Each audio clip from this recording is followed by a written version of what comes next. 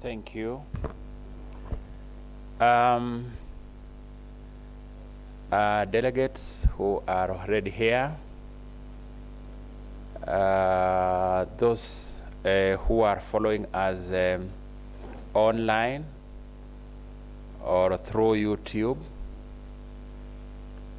welcome to the second day of the CUK Annual Conference 2022. We really appreciate the march we did yesterday, and we are honored to have you back this morning, and we can't take that for granted. We thank God for having sustained us through yesterday, and we are in good health, physically, spiritually, and mentally, and able to engage again today. And we have a heavy program ahead of us. I want to start by asking Richard to open for us for a word of prayer so that we can be able to start off. Richard, please. Thanks, Prof. Good morning, friends and colleagues. Praise be to God. Shall we rise so that we pray?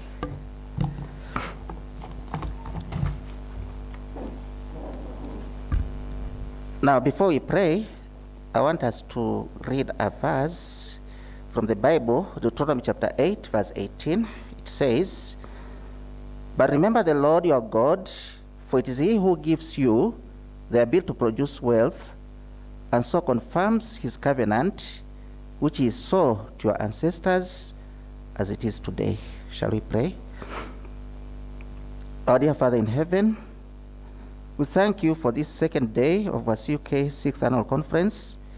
We pray that your grace shall abide with us all throughout this day, and that all events shall proceed as programmed. Thanks to you, Lord, that as with the children of Israel, you can give us the ability to create wealth. We pray that you shall grant all those involved with cooperative and social enterprise development efforts the ability to create wealth and to uplift the living standards of the majority poor in this world. And Lord, when all is well accomplished and you have prospered your people in this economic sector, let them praise you and give you all the glory. For this we ask in the most precious and holy name of our Lord and Savior Jesus Christ. Amen. A big hand clap for Richard, please. Thank you so much. On this second day, we are very happy that we are starting off the activities of the day on time. And there is so much lined up for the day. We will start with a number of presentations within the plenary. We have a presentation on worker cooperatives and youth. Oh yes, the presenter is in. We'll have a presentation on potential of non-governmental organizations to contribute to post-COVID-19 recovery in Kenya. We'll have another presentation that will come at 10:10 to 10:40 on an evidence mapping of the strategies employed by worker cooperatives in responding to impacts of the COVID-19 pandemic. We are happy that presenters are in. The first presenter, yes, is setting up. The second presenter, I'm not sure is in. I think Dr. Calvin's Oko. He could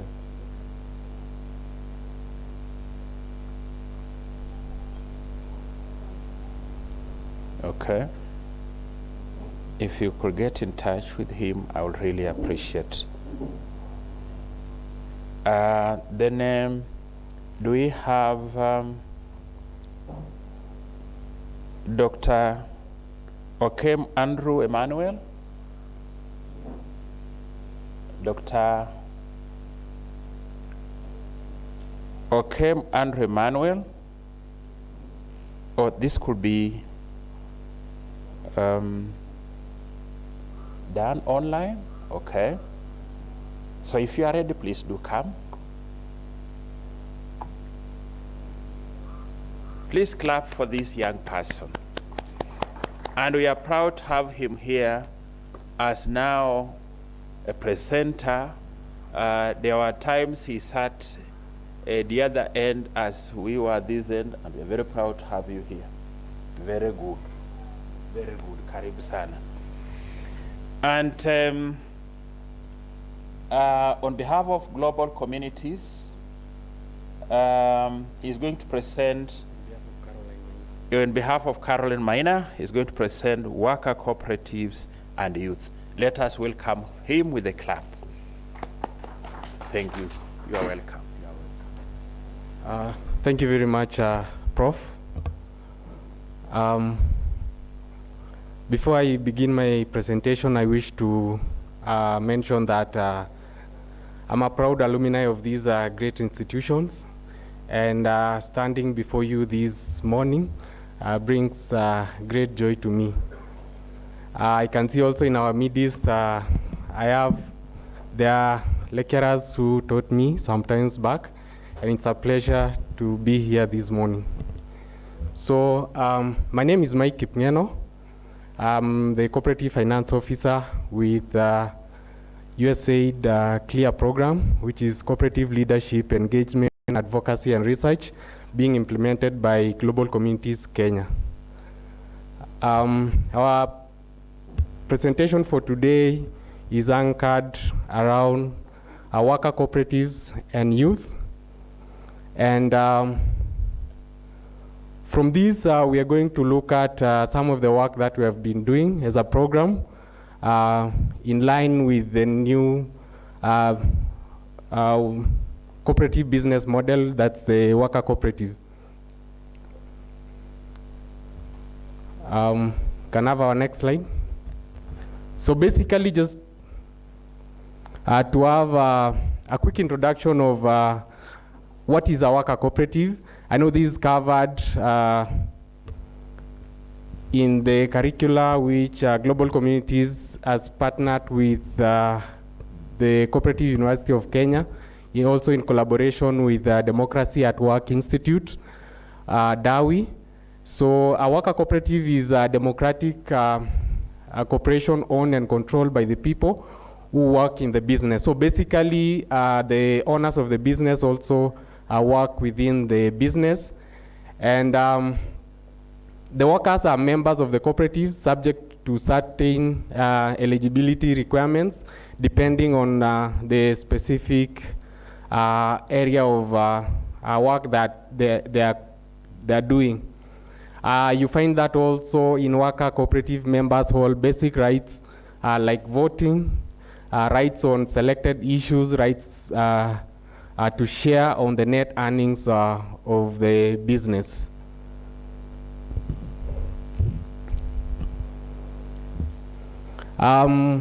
Just to have a comparison of this worker cooperative business model with other what I can term it as the conventional cooperatives that we've known in our jurisdiction. The consumer cooperatives, whereby you find that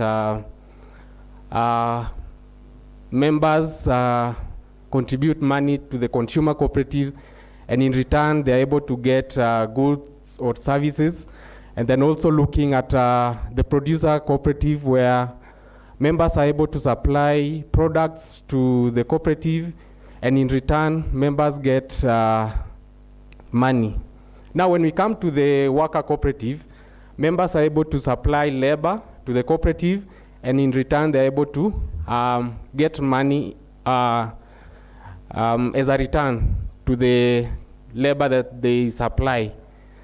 So that's the unique nature of this type of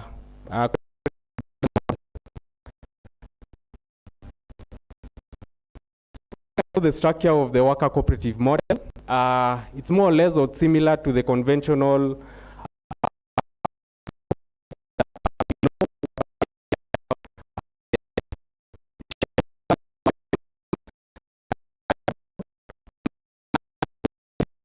running of the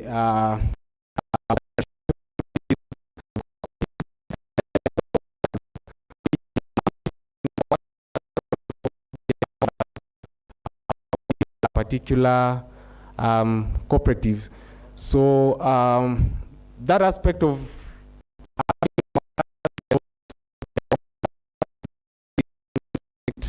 a unique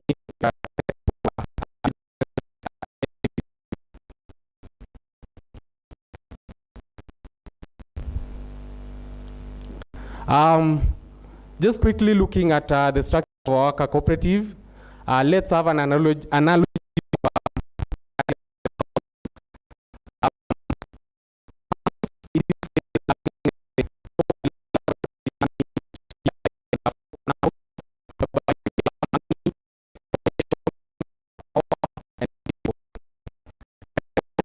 Shares money, information, and power with the people who work in the cooperative business. Looking at each pillar, we talk about money, which is essentially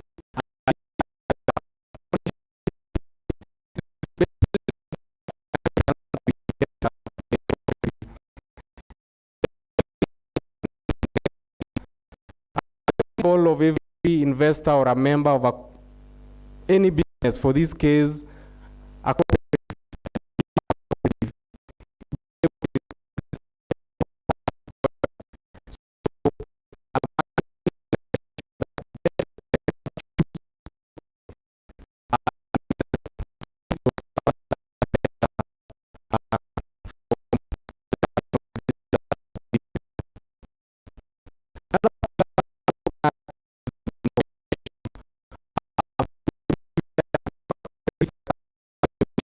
managerial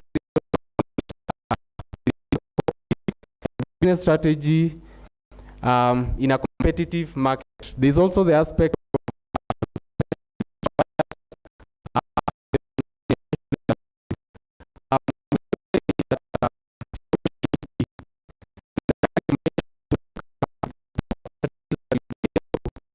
scale up our business to the next level and also remain competitive.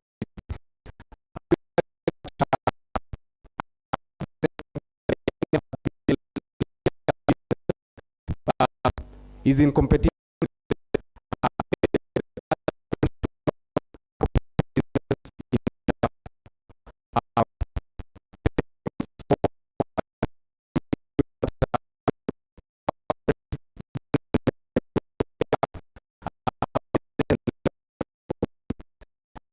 aspect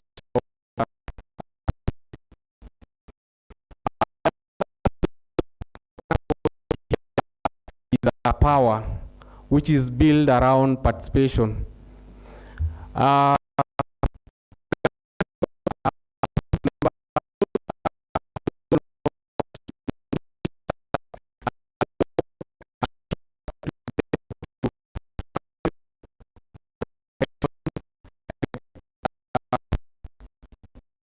Wishes of the members for them to be able to achieve their goals.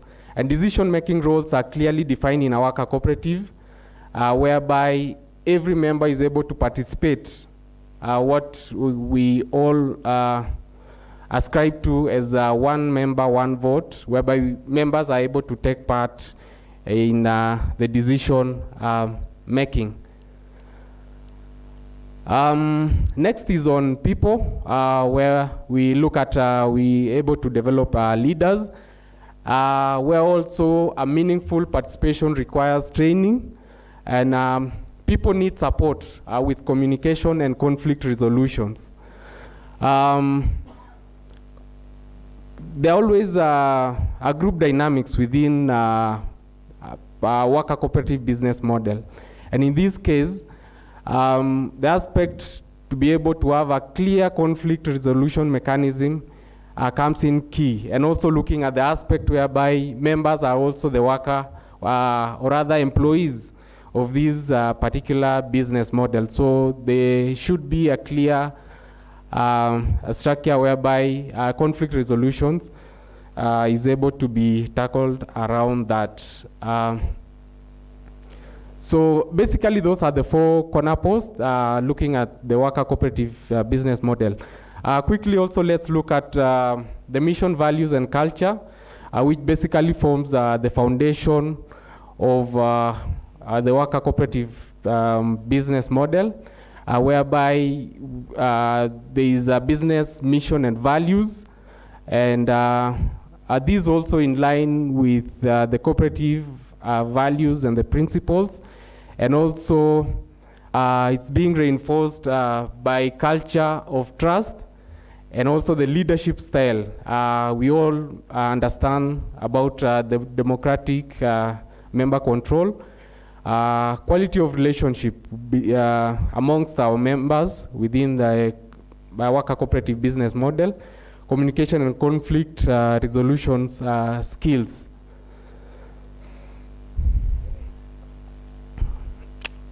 Just also to mention that the worker-owned business model has proven effective, and within our current portfolio of cooperatives that the program supports, currently we have 9 worker cooperatives that we are supporting, and this business model has proven effective by creating and maintaining sustainable, dignified jobs, and also has been able to generate wealth, for instance, wages and shared profits, also improving the quality of life of workers, because they are not only looking at the economic aspect, but also the social aspect of their members.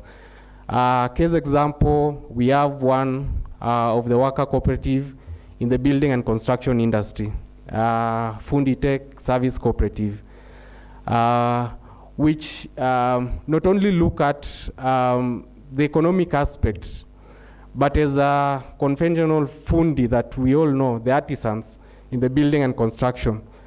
Majority of them do not have insurance or even the pension plan. But this particular model has been able to come up with plans and be able to ascribe that aspect of ensuring the workers, and also having that savings plan for its members.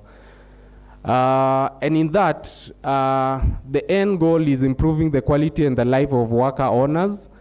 And also the other aspect is promoting community and local economic development by paying tax. Being a business like any other, we all understand that it's required that any business be able to contribute towards the country economy by payment of statutory taxes. Also expanding and injecting profits into the business by sharing surpluses generated by the business in form of dividends and bonuses.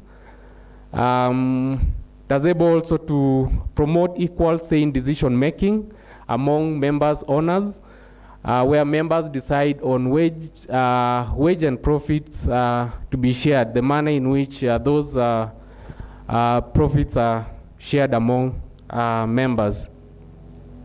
Quickly looking at the advantages of worker cooperative business model, it's attractive to the youth and women.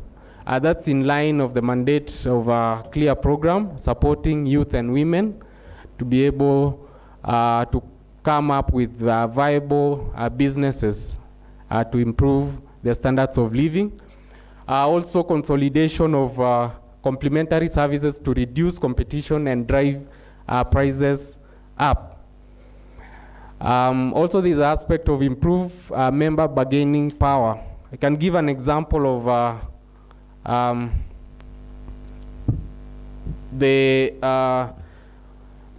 Fundi Tech Service Cooperative also, they are able to, as a unit, bargain and also leverage on the economies of scale, whereby they're able to get greater margins compared to when individual fundi are sourced for jobs.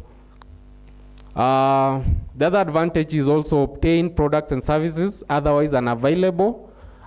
Within our midst also, we have one of the worker cooperative, which is in the line of waste management, that's Kigro.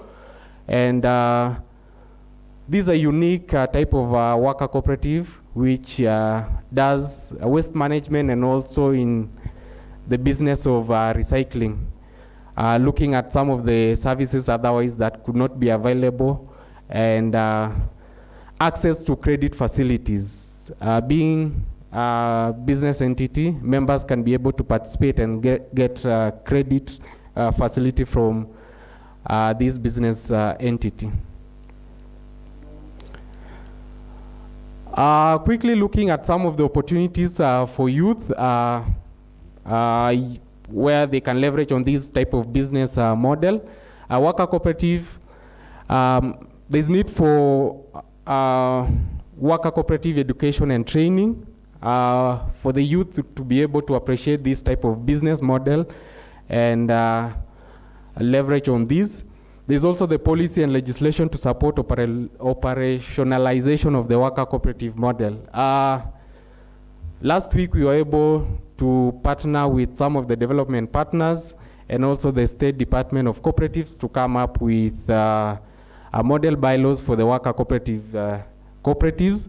And in line with that, policy and legislation to support to be able to register new cooperative and also sensitization of this particular cooperative business model. So in the near future, we hope to have more worker cooperative in our country.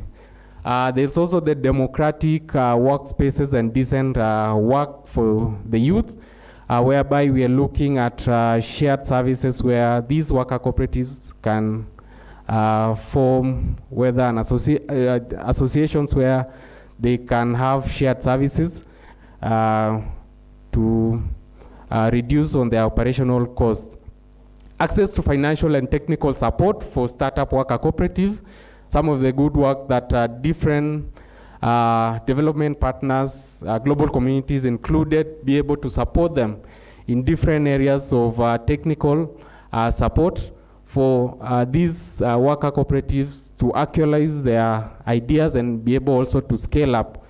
And we're also partnering with the county government, the State Department, to ensure that there is sustainability of this particular business model beyond or past the program intervention. There's also establishment of networks and associations to support the worker cooperatives in Kenya. Yesterday, my colleague Pamela Kaburu presented on the SSNA, whereby it's one of the networks that cooperatives and even worker cooperatives can leverage in terms of establishing networks and be able to get linkages to different services that they can get. So thank you very much, and thanks for listening to me. Asanteni, Prof. Let us appreciate him in a very special way. He has saved us quite some minutes. I will ask him back so that we can interact with him. That is why it's important you finish the presentation a bit early to give space for that kind of interaction with the audience.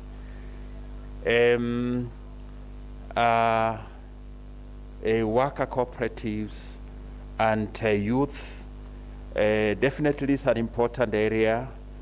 What opportunities does it present in solving the problem of unemployment in this country? What role does it play?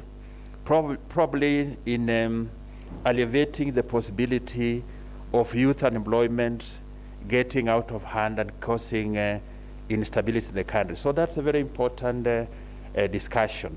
Now, on the from the floor, some quick questions, probably comments, and you please do feel free. So, members. Thank you very much. Maybe I'll take up questions from members.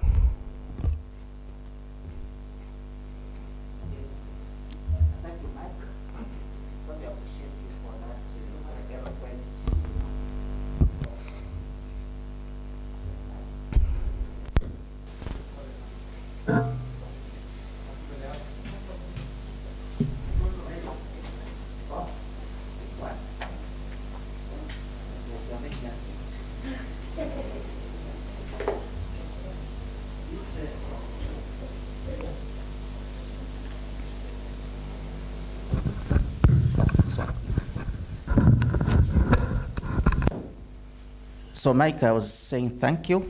We appreciate your eloquent presentation. And I believe this is a very timely idea. Now maybe looking at the Kenyan landscape in terms of youth and the unemployment challenges, and you're also one among these youth, what specific areas of cooperation do you think the Kenyan youth can get into and benefit? Could there be some kind of maybe baseline survey or some general awareness to that extent? Thank you very much, Malim, for that. First, I wish to start by responding to that, looking at this type of business model, we all agree that the worker cooperative business model apply basically across different sectors. Talk of cleaning services, building and construction, mechanics. So if youth are able to leverage on this particular business model, and if we are able as a country to leverage on this type of business model, we can be able to address the current unemployment rates. So basically looking at the different areas, youth can be able to go along those lines and be able to use this type of particular business model to be able to gain or rather get into gainful employment, whereby they are not only looking at the economic aspect they are going to get from this, but some of the social aspects that they are going to get from this. I mentioned earlier that there is an aspect of insurance, savings, plans that they can come together, form a worker cooperative, invest as a unit, and also get additional services like insurance. So I think looking at across different sectors, we can be able to leverage on this particular business model. So I think the call to us all is to be able to sensitize other people and promote this type of particular cooperative business model.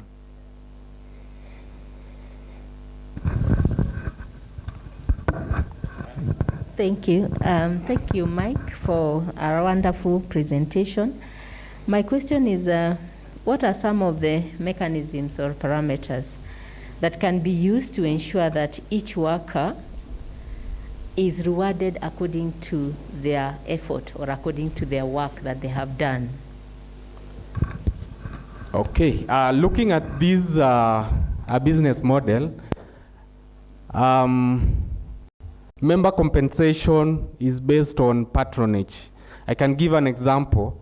In the building and construction, the number of hours that you're working and also the level of expertise that you're bringing into the cooperative, whereby, unlike the conventional cooperative businesses that we know, whereby we only subscribe to the minimum shares and different shares that to the cooperative, but this case now, we're able to patronize the number of hours that we contribute to the business and also the level of expertise that we give to this. So the member compensation will be pegged on patronage, looking at the number of hours, and also the expertise that one is able to bring to the business.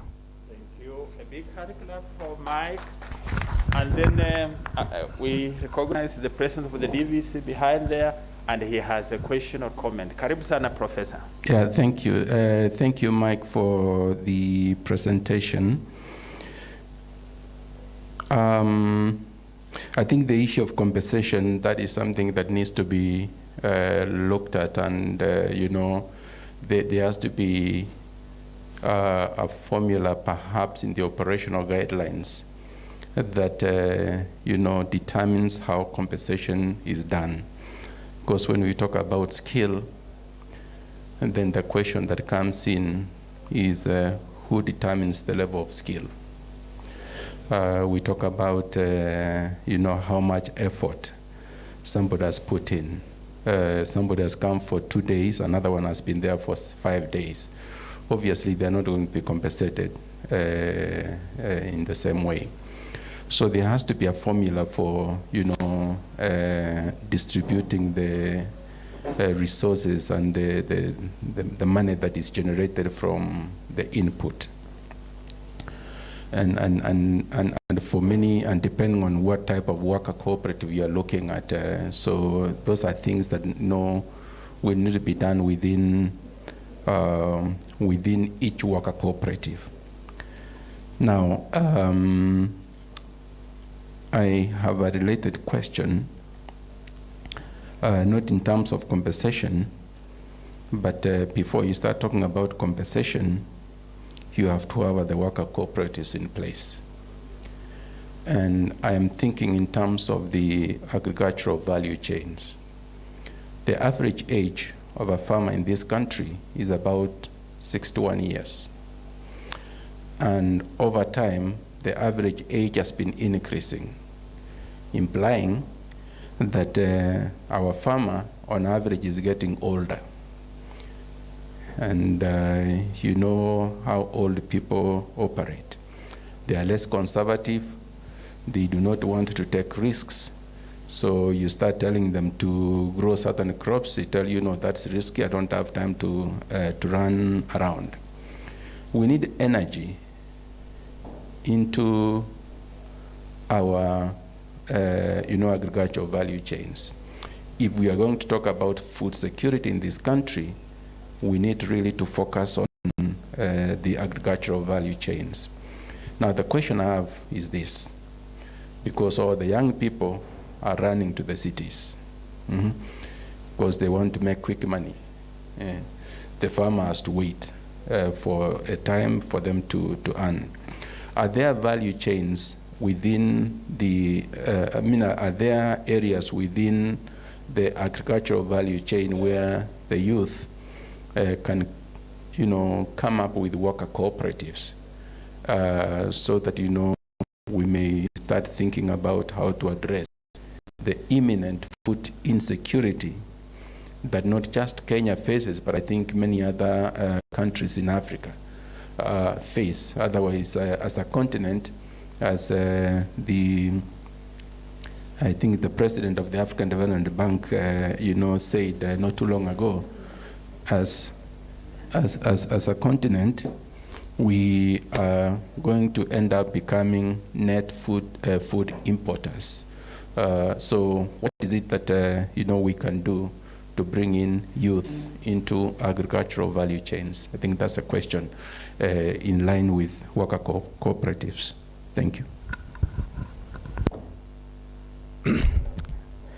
Thank you very much, Prof. What I can say is that it's a call to action for all of us, and specifically to the youth of this country, I included, that we be able to embrace and take part in spaces that we are not adequately represented. Talk of the agricultural sector, whereby, as rightfully put by Prof, that the average age of farmers is 61 years. So it's a call to action for the youth of this country to be able to take part and participate in those areas of agricultural value chain. Thank you.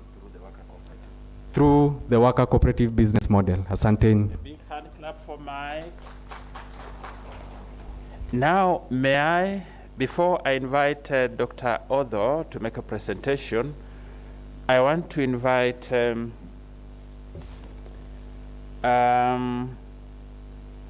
Muleba, Karagwe Muleba from Tanzania to make a presentation that was not done yesterday. Please do come over. 15 minutes at most.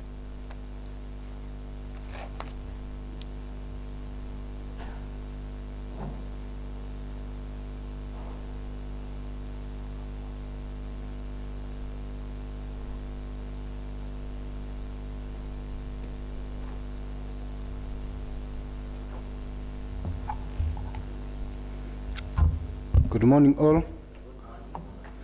My name is Dr. Gratian Kroneri Wekaza from Moshi Cooperative University, Tanzania. I'll be presenting a paper titled Marketing Institutional Arrangements in Marketing of Non-Coffee Produce by Primary AMCOs in Tanzania, evidence from Karagwe, Muleba, Buhigwe, and Kigoma district in Tanzania. Can the ICT please project the presentation?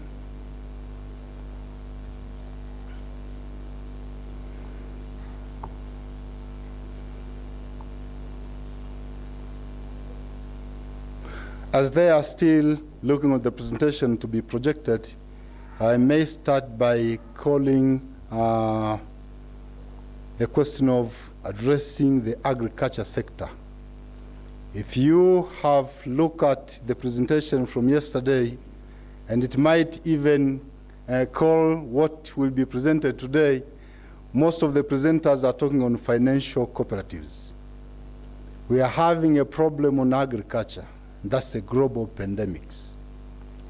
None of the researchers, few researchers are doing on how to uplift cooperatives in terms of the agriculture sector. You'll find it's a bit kind of a crisis in Kenya where people are starved, but they have liquidity, or we can say the liquidity ratio is very high in terms of cash. But where to get food is on how we can uplift the agriculture in the rural side. The agriculture in terms of the global business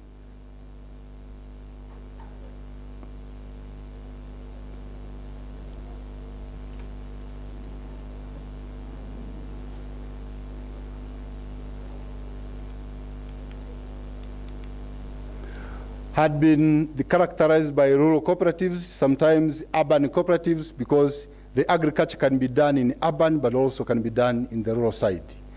The global employment status indicates that 80% of the global population are dealing with the agriculture sector. Therefore, you can see to how many percentages of efforts we should put on agriculture as an uplift standards to the global populations in terms of standard of living and the other welfare. But in Africa, farmers marketing their produce through agriculture marketing cooperatives. Over 70% they are in the group of smallholder farmers. That means they have not been advanced to the greater part of the mechanization in terms of how we can inject funds to mechanize the agriculture sector and the cooperative at large. In Tanzania, primary agriculture marketing cooperative societies entails the member-based organization that deal with the primary producers. For decades, the agriculture sector are doing business on monocrop business marketing. If you talk of in Kenya, you have KCC. They are doing with the milk alone. If you talk of the coffee-based cooperatives, they are doing business on coffee. They might engage on value chain, but they are marketing coffee as if that is the only business markets that they can do, regardless that in the area they are doing with the other kind of agricultural activities. Can you go to the next slide?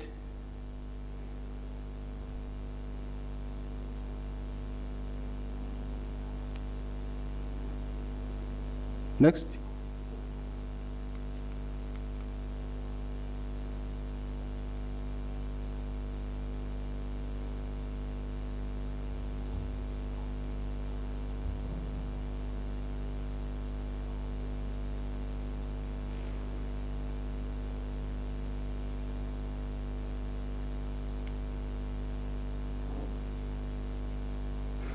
In addressing poverty and expanding market potential, the cooperative model on the concept of the agriculture should be the one to embrace so that we can uplift the national standards in terms of the per capita and the other economic measures.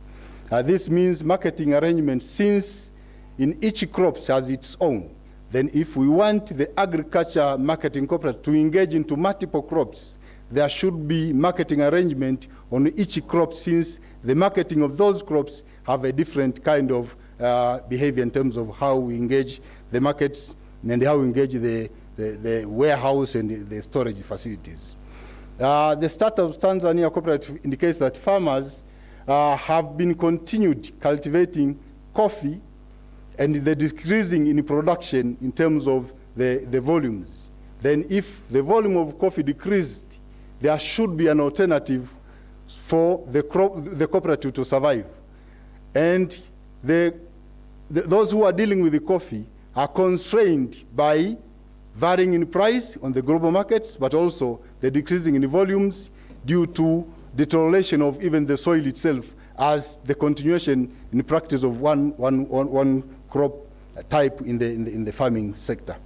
So the effort to increase per yield by the government has been done, but also to the effort made in order to have those alternative crops has been done, but not addressing the cooperative sector to undergo marketing of other type of crops.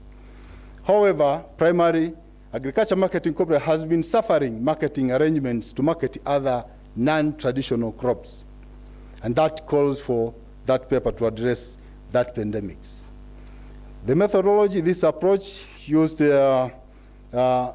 was based on positivism, that we want to inculcate the new culture of marketing other type of crops, which is not done at the primary level where they are dealing with the single crops.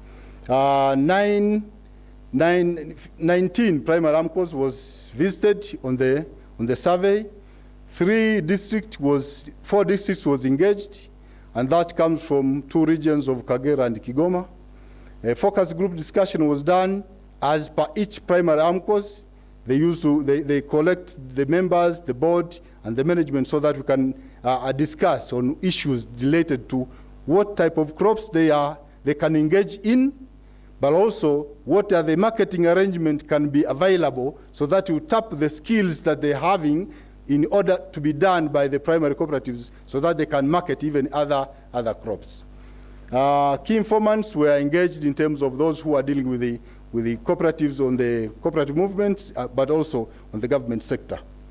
Reliability and validity was also done through pilot testing. It was done in Rombo district, in Kilimanjaro, but also the reliability was done in terms of validation from other sources of information. On the finding, marketing arrangements as the first variable that has been on the paper. One on the findings is that marketing is based on availability of markets. Marketing is based on availability of markets. So which means you sell upon the available markets. You don't go to look for other markets while the available market is not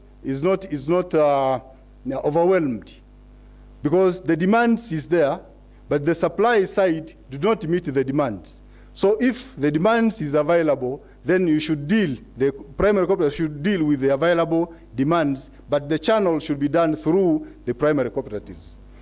The second component was on the marketing of cereal crops than other food crops, because this model can be tested. At the first beginning, they should start with cereal crops because of the rotten kind of type of crops. But the cereal crops can last longer before reaching to the markets as we test the model. But after, when it's mature, it should go to even the food crops which can be transported and then or marketed local, but can be marketed even on the outside the regions.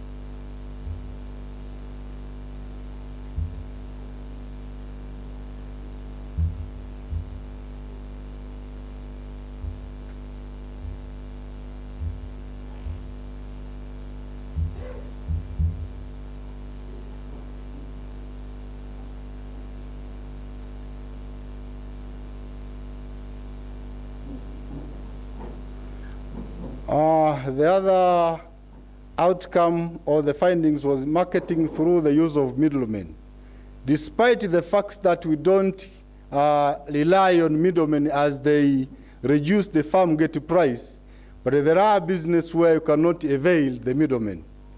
If you go to Kariakor, our market center in Dar es Salaam, bringing your produce, when you reach the market, you cannot sell your produce until you do it through the middleman, or otherwise you'll go back with your produce. So there are some incidents where you cannot avail with the middleman.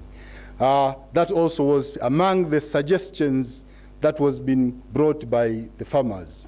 But also seasonality of marketing based on harvesting and marketing done by the primary cooperatives. These produce are harvested seasonally. So there are some produce which can not be reserved because of the poor reserving systems. So they can market them as they harvest in order to capture the available markets for the next level to have these kind of reservations and the like. But also buyers to pay farmers on time of product delivery. This can be done by arrangement between when we make the contract on the supply and demand side. The contract arrangement should state clearly that as you supply, then it will be delivered in terms of being paid.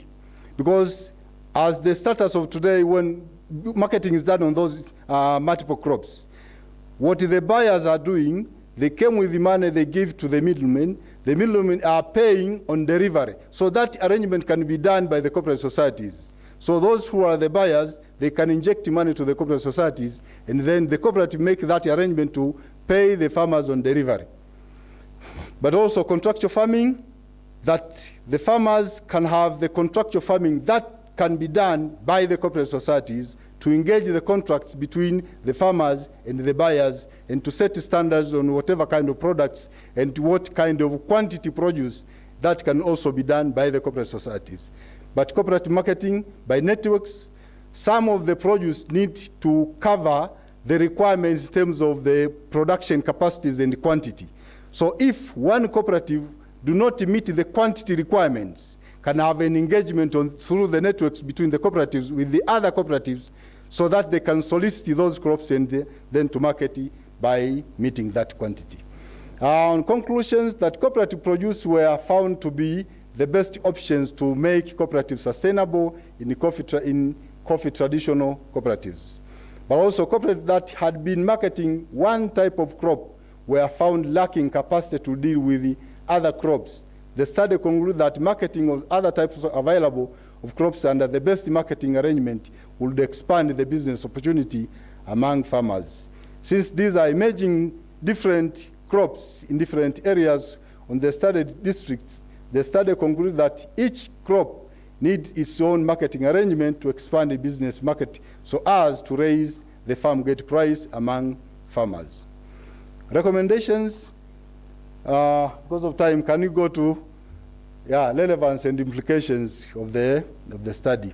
Marketing in primary and secondary agriculture cooperative societies had for decades done based on single crops which were traditionally being practiced by the farmers. The registration to these cooperatives were done based on the agriculture marketing firms without naming the crops. That is, it is named Agriculture Marketing Cooperative Societies. It is not named Coffee Agriculture Marketing Cooperative Societies. That means they can do multiple crops. So this is using your names in order to market other crops as a relevance of the study. But also, in those areas, farmers were engaged in multiple crops that are not marketed through cooperatives. So they are losing the market potentials since they are not marketing by the use of cooperative societies model. Cooperatives have such potential and capacity to engage into multiple crops marketing as a strategy to expand the business and build the cooperative resilience to business shock. Thank you. A big hand clap, please. And thank you so much for the presentation and taking some 15 minutes as we had requested. Please hold your questions, your comments. Once Dr. Otho has made his presentation, then we can have reactions and comments. Invite Dr. Calvin Otho to come and make his presentation on NGOs and the potential to contribute to post-COVID-19 recovery. A big hand clap for him, please.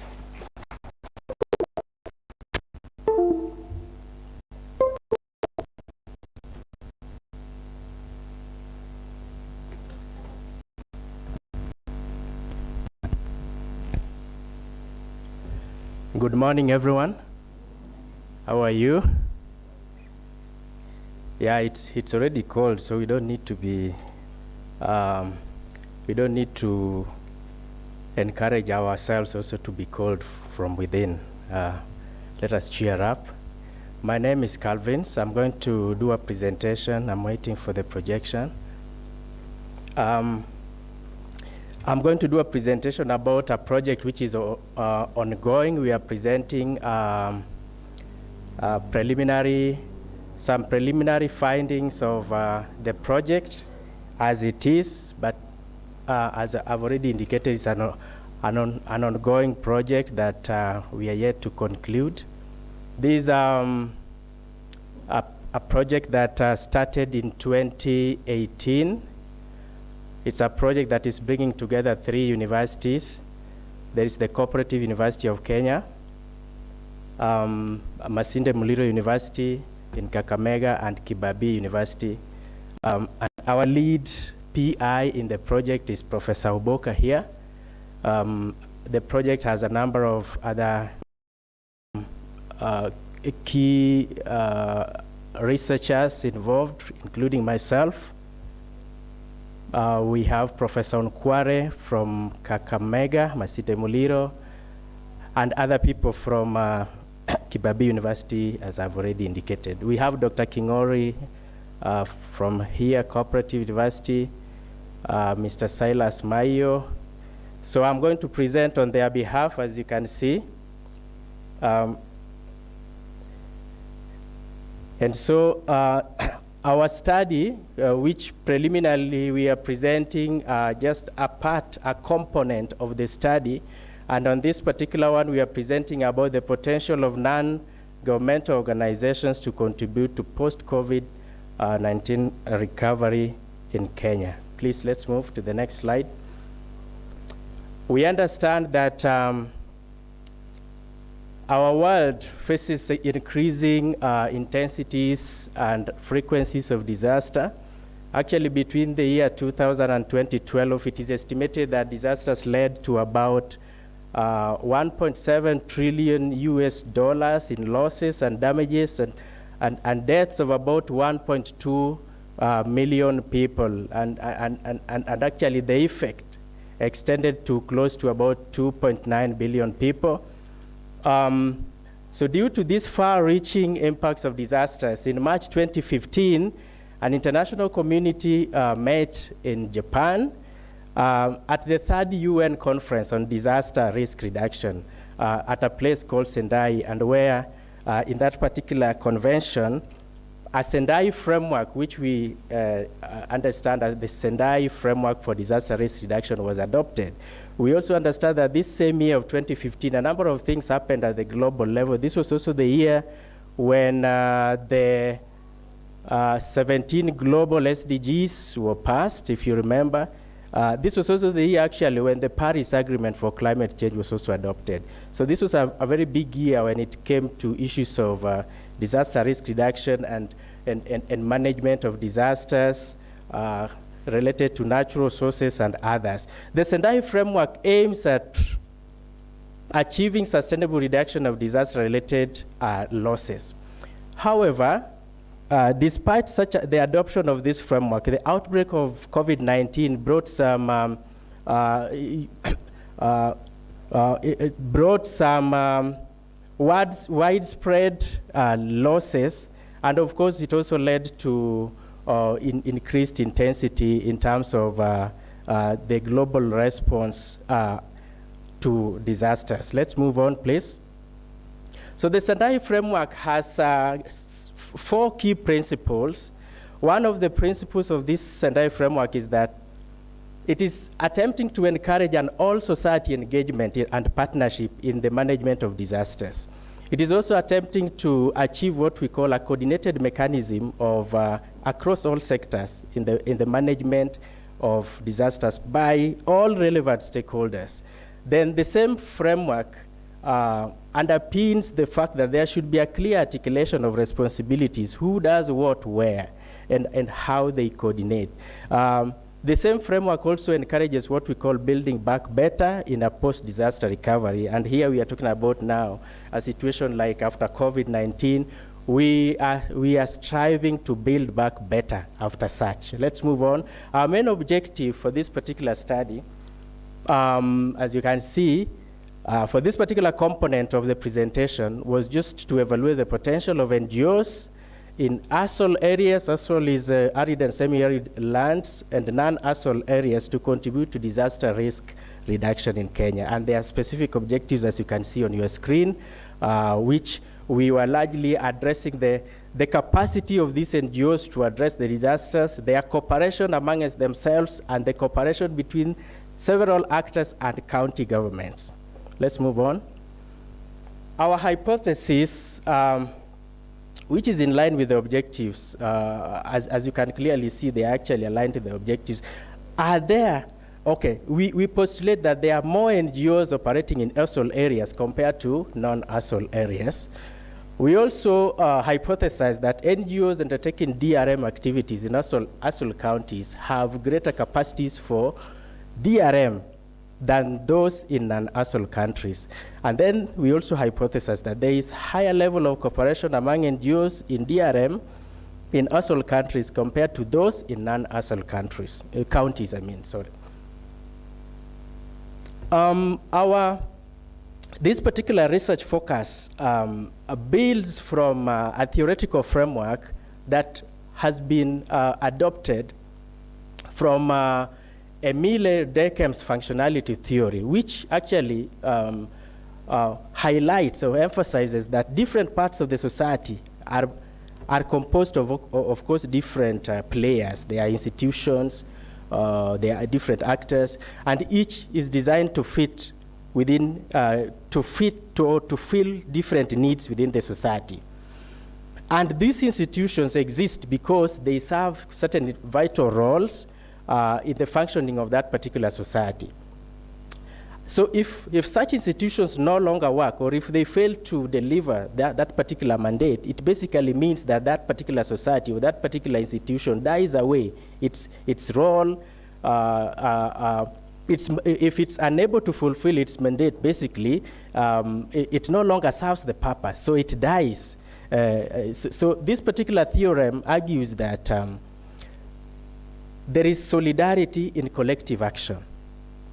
And this is what is driving our particular study, where we want to see how are different actors, converging towards achieving a certain target of minimizing disaster risks. Our methodology was very simple. We adopted a comparative research design, and we did surveys across the country. We visited different counties, and in the counties we engaged different actors, as I have indicated, different NGOs who are actors within the DRM. A sample of 29 counties were surveyed, and we visited county directors in charge of DRM, plus of course also I've just said other players within the counties on DRM. Our data collection method was largely, we employed quantitative and qualitative approaches, a mixed approach of data collection. We gathered our data using electronic digitized questionnaires, using GIS-based techniques, and as I've indicated, a mix of surveys, ground surveys, GPS data collection, triangulated by key informant interviews was undertaken, and that methodology gave us the data that we used in this analysis. Let's move on. Our key findings, summarily presented there in that table on the right. Our findings about the gender, how many males, females did we interact with, the education levels of the key informants that we engaged, and in this particular case, I mean key informants are the county directors of DRM and the coordinators of different NGOs that we visited. So that is just a summary table. We can see the education levels, the length of service in which they have been in the DRM sector, the length of service as directors in the department in which the DRM is domiciled. Is presented there in a summary table. Let's move on. So the information on hazards, this is particularly interesting. So what kind of hazards did we find out within these particular areas? Sorry, I failed to, on the far left is ASOL, and the other end is non-ASOL and ASOL. Yeah, I think it is clearly spelled out. So extremely high proportion of directors, a number of directors of DRM in the counties, about 93.8% in ASOL counties, and 100% of non-ASOL counties actually indicated that their counties are prone to disasters. That's quite a high number. And a high proportion of these directors in ASOL areas, about 75%, indicated that drought was the major issue.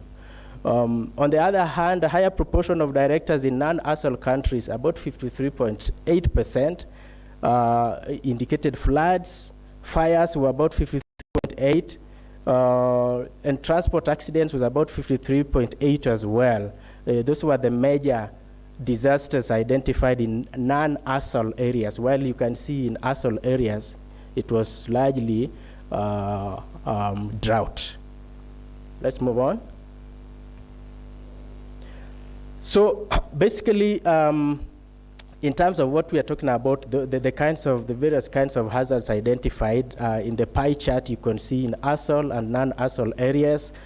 In ASOL areas, you can see fires, 17%, drought, 19%.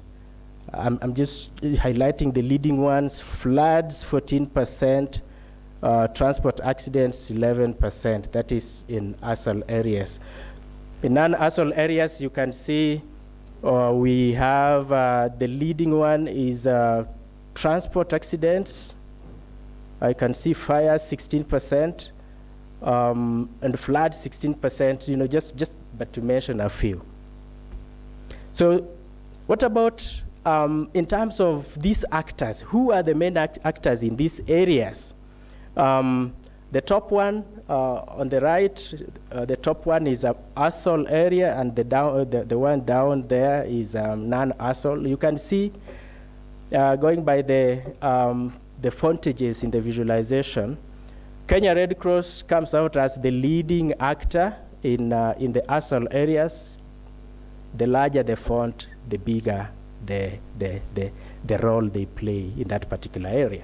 So Kenya Red Cross, you can see World Vision, a bit of Plan International, St. John Ambulance, and others. So you can appreciate basically what goes on in ASOL areas versus non-ASOL areas. Let's move on. Capacity of county governments to manage disaster risk in the county. Generally, the overall capacity was assessed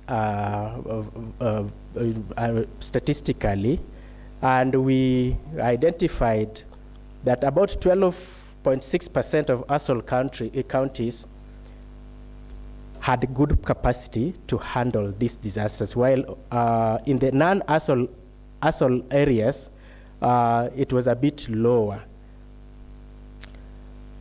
12.6% was for ASOL counties compared to 30.8% of non-ASOL counties. As you can see, the capacity in non-ASOL is higher than the capacity in the ASOL areas.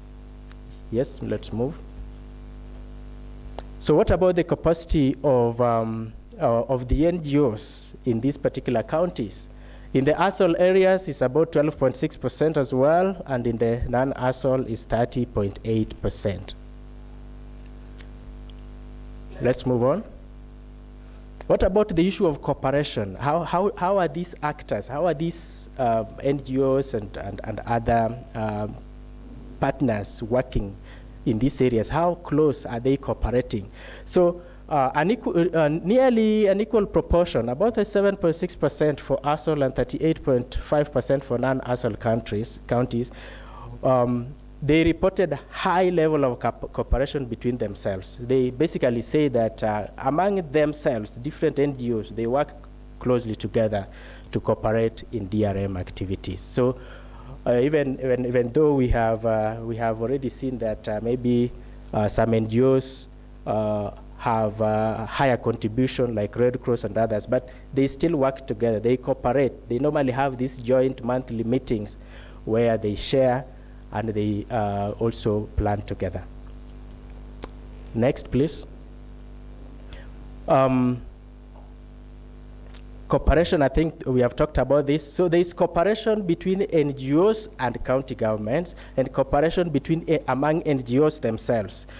So you know, they cooperate with the county governments in handling DRM activities, but they also cooperate among themselves. I think this is talking about cooperation among themselves, which is what we have represented in the graph there, cooperation between NGOs and county government. Next, cooperation between NGOs, among NGOs themselves in DRM. What about, so what factors really contribute to non-cooperation? Why would certain actors feel to work in isolation or to work alone? There are a number of reasons that we analyzed out of this, but what came out strongly is that the lack of clear structures or lack of clear mechanisms of cooperation is what is making some of these organizations not to cooperate with the county governments. So we definitely mean that there is need to have certain clearly worked out framework on how actors can work with county governments in some clear formalized format on handling DRM activities. Next. So that is cooperation between actors and county governments. The next one is talking about reasons for lack of cooperation between themselves, the actors themselves. And even this, what came out is still the lack of structures, mechanisms for NGOs and counties to collaborate. So that still comes out strongly that there are no clear established frameworks of cooperation among NGOs themselves. So in terms of, as I conclude, the higher proportion of directors in non-ASAL counties compared to ASAL counties indicated that NGOs do not undertake activities in the areas most prone to disasters. Then we also found out that higher proportion of directors in ASAL countries than in non-ASAL countries reported moderate to very low cooperation between NGOs and county governments. And then, lastly, higher proportion of directors, that's about 76.9% in non-ASAL counties, reported moderate to very low overall capacity of NGOs to contributing to the management of disaster risks in the counties, compared to 62.5% in ASALs. And then next we have, what do we recommend? What do we recommend considering in the light of the findings that we have? We recommend that we need to map hazards, hotspots, and all NGOs undertaking DRM activities in counties to create a database of DRM actors in each county. And that would help us to foster cooperation so that at least these actors would know so-and-so is working here, they are doing this, and if they are working within closer niches, then it would be easier for them to cooperate. Then we will also recommend adoption of a policy and technological tools to compel NGOs to undertake their activities in the areas most prone to hazards in cooperation with the county governments to achieve SDGs in the light of post-COVID-19 recovery. And then lastly, we are talking about rigorous capacity building for NGOs in DRR. I think at this particular point, I also need to let you know that one of the objectives of this research was to help us achieve that particular recommendation, number one, of developing a database for all actors in the disaster risk management across the country. And this would be useful to achieving actually what we are talking about, cooperation and developing their capacity, because in that particular digitized platform, all actors would be consolidated into one platform, and we'd have an integrated system where one actor can see what the other actor is doing. The general public can be able also to identify that this particular actor is working here and there. It's an, it's an ongoing work. It's a project under development to develop that particular database. And I think when this is done, we shall have made a very great contribution towards enhancing the cooperation and the capacity of different actors in this country to achieve disaster risk reduction. Thank you very much. Another big hand clap for Daktari. We'll give you some time to respond to comments and questions, but we are alerted that a presenter who is online, whom we may not vary, is ready to present. So I'll ask Dr. Lucy to come over and chair that session. A big hand clap for Lucy. Karibu sana, karibu sana.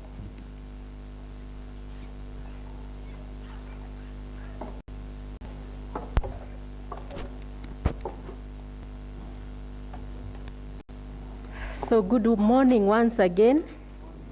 Yeah, so we are privileged this morning to look at yet another presentation on worker cooperative.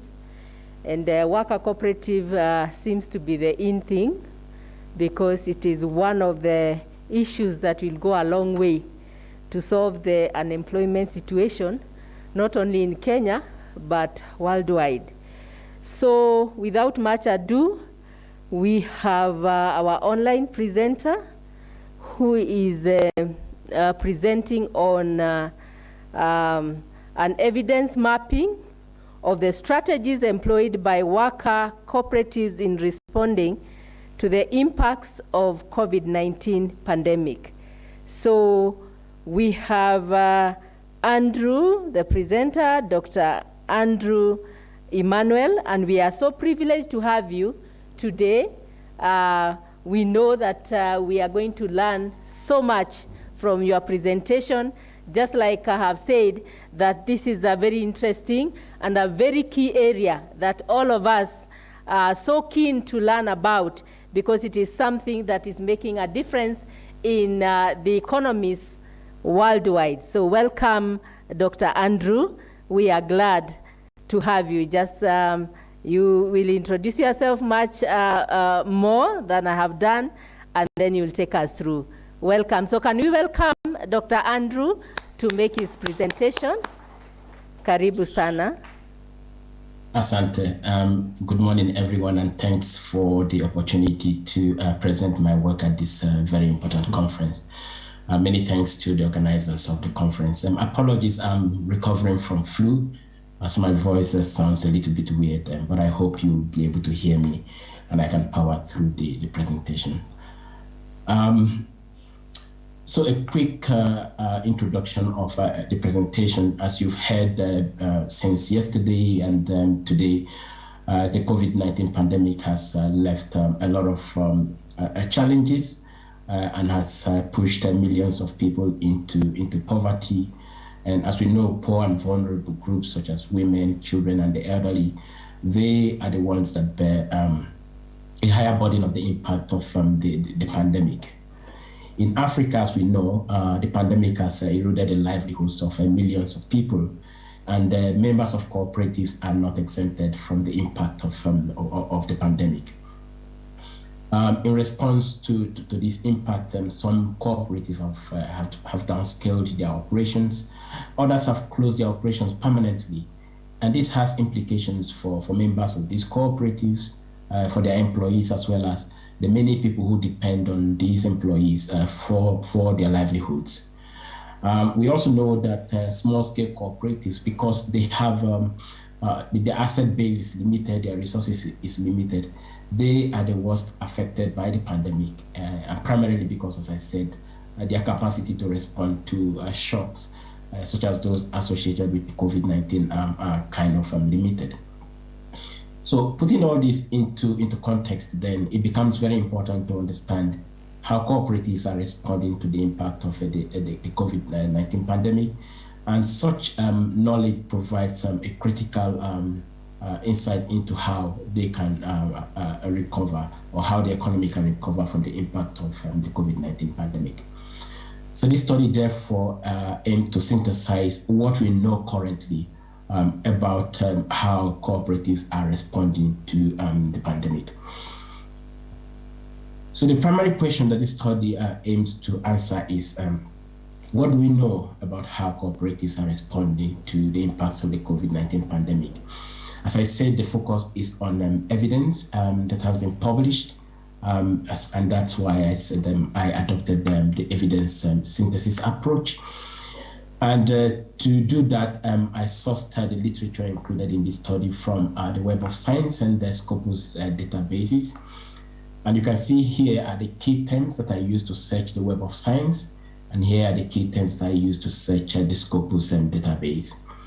So after searching the two databases, I combined the results, and you can see on the left here, I had a total of 470 studies, which I merged into a single Excel database.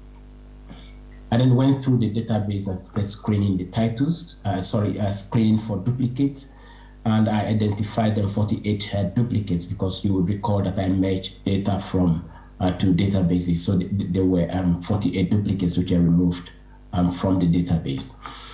I then began to screen the titles for relevance, and during the title screening phase, 334 studies were identified as not being relevant to the objective of the study, so they didn't meet the inclusion criteria, and as a result, they were excluded. I then went to screen the abstract of the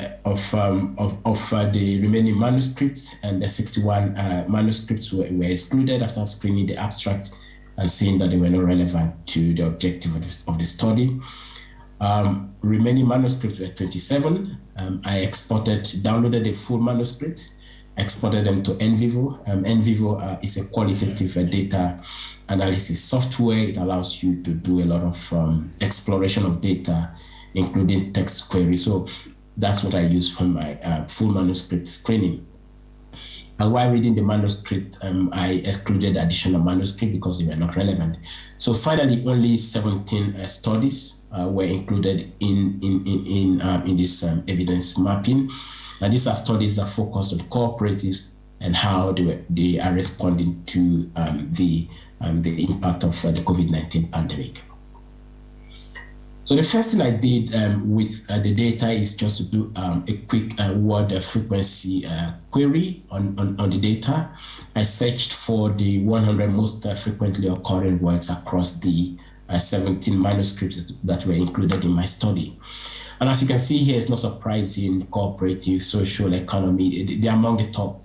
You would expect to see those from this kind of study. But what is surprising is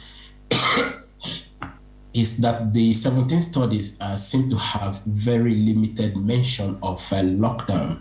And as you know, and as I explore the data, a lot of the impacts of the pandemic on cooperatives is as a result of lockdown restrictions that were put in place by the government. And you can see lockdown is somewhere here, not among the top 10, if you may. So it didn't feature strongly among the 100 most frequently occurring words. But as I said, the cooperative, social, economy, you can see pandemic here has been among the key words, frequently occurring words in the 17 manuscripts included in this review. So what are some of the key findings? How are cooperatives, or in what ways are cooperatives being impacted? So I present here the key themes that I coded the data into. One of them is decreased product prices and associated loss of income. Some of the studies reported that because of the lockdown restrictions, the demand for products decreased, or that buyers of the products were not as highly interested in buying because of the challenging market environment, and this had implications in terms of decreasing the prices of the product. There were also reported instances of decreased production, and this is linked in some of the studies to increased input costs and also lack of resources. And as you can see in terms of the next item here, disruptions to supply chain has implications in terms of access to market, and also increased in input costs. And responding to these challenges, some cooperatives resorted to decreasing their production in order to cope with the challenges associated with the pandemic. There were also reported cases of job losses. This results from either temporary or permanent closure or halting operations of cooperatives. And for a study that was done in Africa, there were 2 reported cases of theft of produce as a result of the challenges with the pandemic. Because of the lockdown, farmers were not able to regularly check on their farm, and this led to some unscrupulous individuals stealing their produce. So how are cooperatives responding to these challenges that they are experiencing? One of the emerging themes in terms of the response to the challenges is advocacy and education. This has been done primarily by secondary and tertiary cooperatives, educating their primary associations in terms of new opportunities that are emerging as a result of the pandemic, and how those opportunities could be harnessed to improve their operation. There were also reported cases where cooperatives were advocating for policy changes, including getting government to provide support to cooperatives to cope with the impact of the pandemic. Reported cases of secondary and tertiary cooperatives embarking on bulk buying, and also providing bulk storage facilities for their members to be able to deal with decrease in demand, and also being able to store their produce so that they don't get spoiled because there isn't a market, or the market has decreased. Some of the studies reported the formation of collaboration among cooperatives and also with non-cooperative institutions, including the private sector institutions, in order to leverage economies of scale. There were reported incidences of cooperatives embarking on joint decision-making in order to enhance their business operations. And as I've mentioned repeatedly, there were repeated cases of a decrease in demand, and also from some of the marketing cooperatives not buying what is being produced by their member cooperatives. And to cope with these challenges, some cooperatives resorted to selling directly to consumers outside of marketing cooperatives. But this has implications for the prices that they got for what they were selling. Some cooperatives diversified what they were producing. When there is a demand for new produce, they diversify into those new areas. For example, going into the production of personal protection equipment. So that's a way that some cooperatives are responding to the impact of the pandemic. The studies also mentioned the transition into digital platforms as a way of responding to the impact of the pandemic. One of the studies, for example, which studied the funeral or burial cooperatives in Canada, cited instances where these funeral cooperatives now provide an entirely virtual funeral experience for their members, because you will recall that because of lockdown and gathering were prohibited, or the number is limited. So in responding to this, they transition to digital platform where you can buy a digital candle, for example, or attend a wake keep on the digital platform. So it's a way of keeping the business going and being able to offer services to those that they are contracted to offer services to.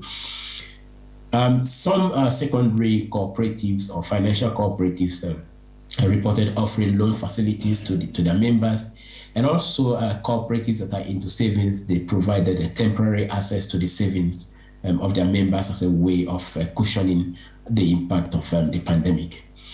In some instances, members of cooperatives reported using personal resources or family resources. Again, one study that was done in Africa cited instances where, because of the lockdown, schools were closed, and members of cooperatives were able to use their family members, their children, as a resource to help them implement the activities of their cooperatives. And finally, some studies pointed to cooperatives accessing insurance products, as well as government support, including temporary financial relief, as a way of adapting to the impact or responding to the impact of the COVID-19 pandemic. So what have we learned? The COVID-19, as has been mentioned since yesterday, continue to have several socioeconomic impacts. These impacts have been felt by cooperatives, by their members, and by their customers, as well as millions of people whose livelihood depends on the performance of these cooperatives. And as I've pointed out, an emerging body of evidence demonstrate that the cooperatives, they are not just passive in this process, they are actively taking steps to respond to the impact of the pandemic. And the studies that I reviewed have pointed out some of the ways or strategies that are being deployed by cooperatives to deal with the impact of the pandemic. So this evidence that I provided, I think it gives a critical policy insight on how government can leverage the ways that cooperatives are responding to the impact of the pandemic in order to enable them to recover from the COVID-19 shocks. As we learn more about the pandemic, the body of evidence definitely will continue to increase. My study is based only on 17 peer-reviewed publications, but it is critical that we continue to carry out further evidence mapping to include additional information as they emerge, including a grey literature, which I didn't include in the study, and to be able to develop a more robust understanding of the strategies being deployed by cooperatives in responding to the impacts of the pandemic.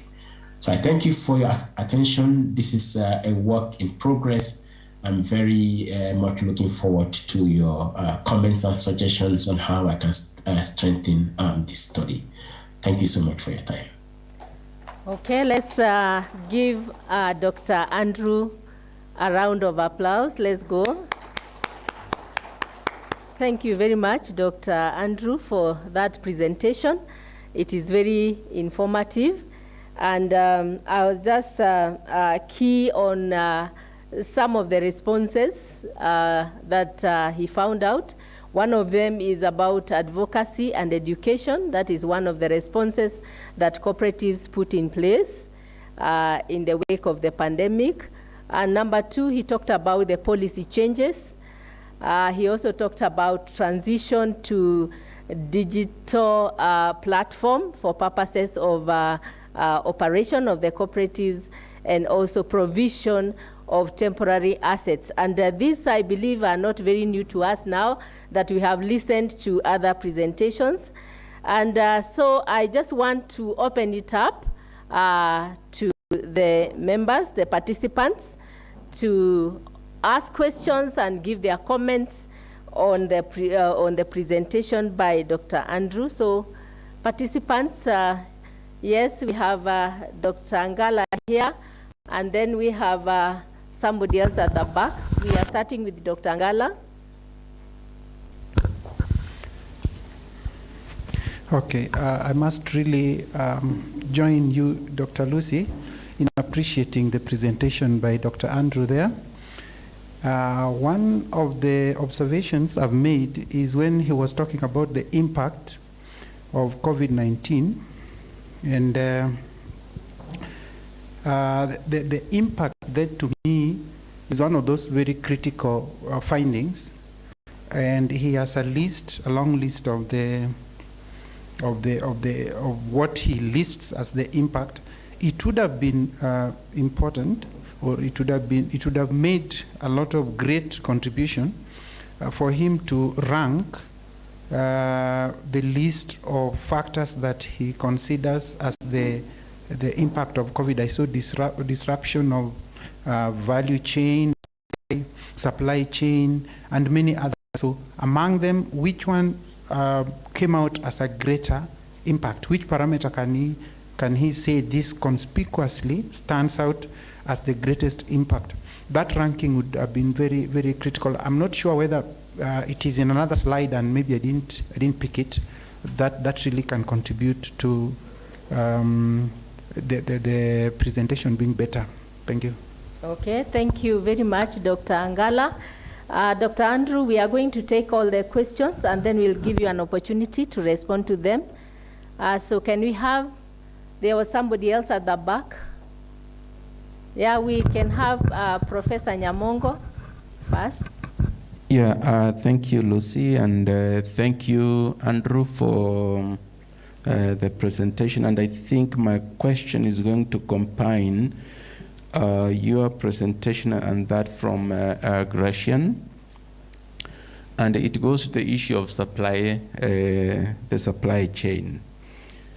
And listening to the two presentations, I was just wondering where do we put the middleman, particularly in agricultural, supply chain systems.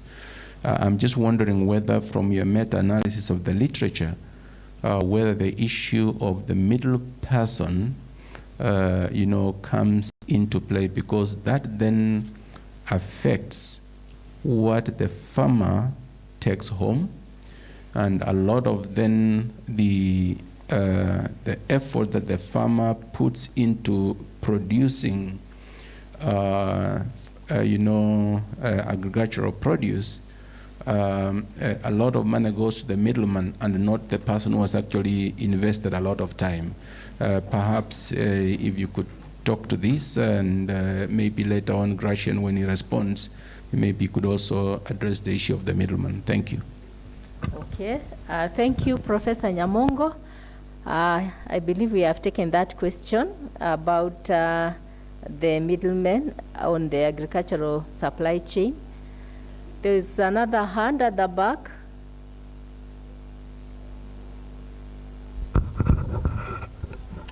Thank you, Madam Chair. Thank you very much, Dr. Andrew Okem, for that scintillating, pedagogical, and andragogical presentation. Thank you very much. Because when they inject money, they will be expecting returns, and at the same time, the cooperatives are expecting returns. At the end of the day, who will be given priority in terms of getting the returns? Because the cooperatives are there to do business, but these middlemen have already injected.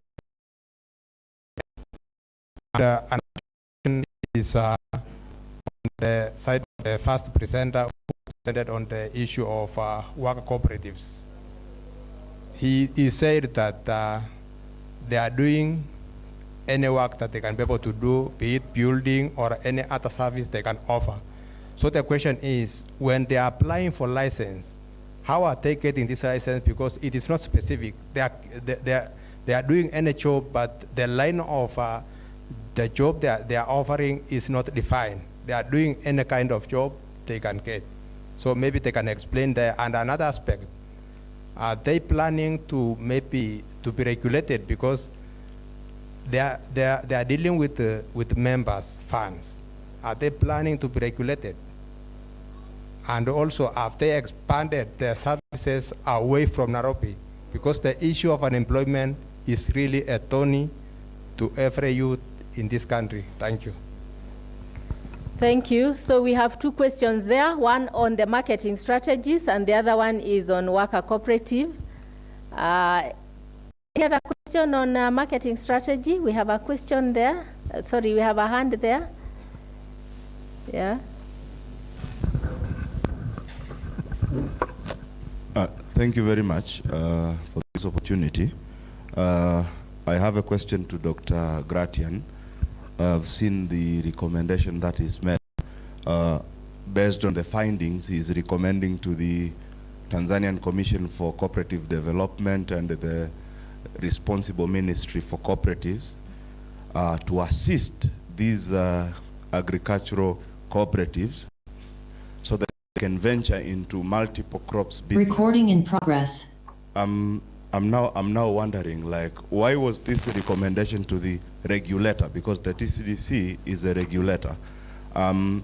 What role? Because this is a cooperative society for which we expect the cooperative movement to be taking lead or to be taking charge in terms of the promotion activities. Now, what actually are they expecting from the regulator?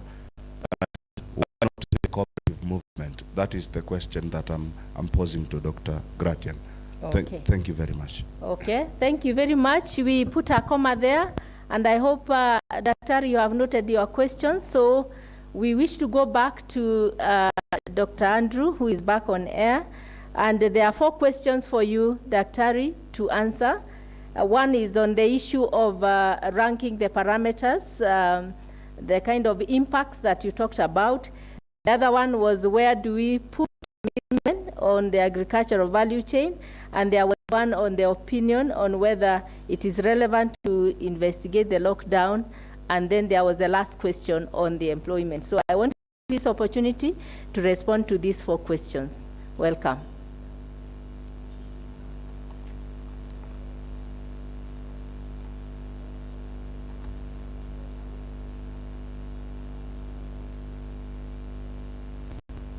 Okay, no, thanks so much, program facilitator. Unfortunately, I didn't hear the last 2 questions.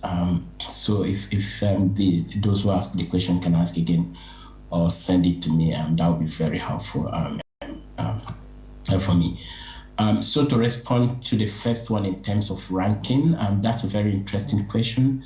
No, I didn't do ranking. I was thematically analyzing the studies. One way that I could do that would be to check the number of times when each of these impacts and responses are mentioned in the studies. But again, because I'm using a qualitative analysis approach, the number of times that an issue is mentioned does not necessarily mean that that is more important. So that's one of the tricky issue there, but yeah, it's something that I will consider. Concerning the question about the supply chain and the middlemen, that's something that came quite strongly in some of the studies, that the middlemen, and in some instances, the middle people, let me not say men, or the middle person, sometimes it's not just an individual, but maybe a cooperative that acts as a middle entity in buying products from the primary producers.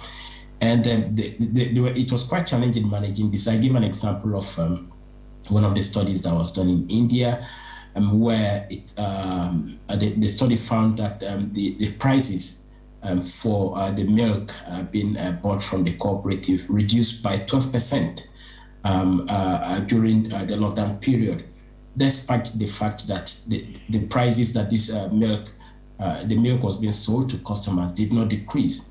And dealing with the decrease in price of the milk, and also increase in input, made it quite challenging for the cooperatives to survive.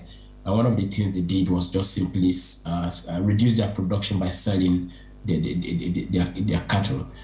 So yeah, the issue of the middle person is quite challenging, and came strongly in the studies. But as I said, sometimes, as is the case in this study in India, it was actually a cooperative that was buying from the milk producers that reduced the price. As I said, unfortunately, I didn't hear the other two questions, so I don't know how I can respond to them. All right, probably we can have him ask again. That is the issue on the opinion on whether it is relevant to investigate the lockdown. You can put it in your words. Somebody had asked that question, and then we are going to have a repeat of the other question on youth employees. Okay, Dr. Okem, I'm sorting your opinion on whether it is still relevant to investigate the long-term effects of lockdowns that were implemented by governments, because you discovered that it was underrepresented in literature. Thank you very much. Okay, let's get the second question first, and then you respond to both.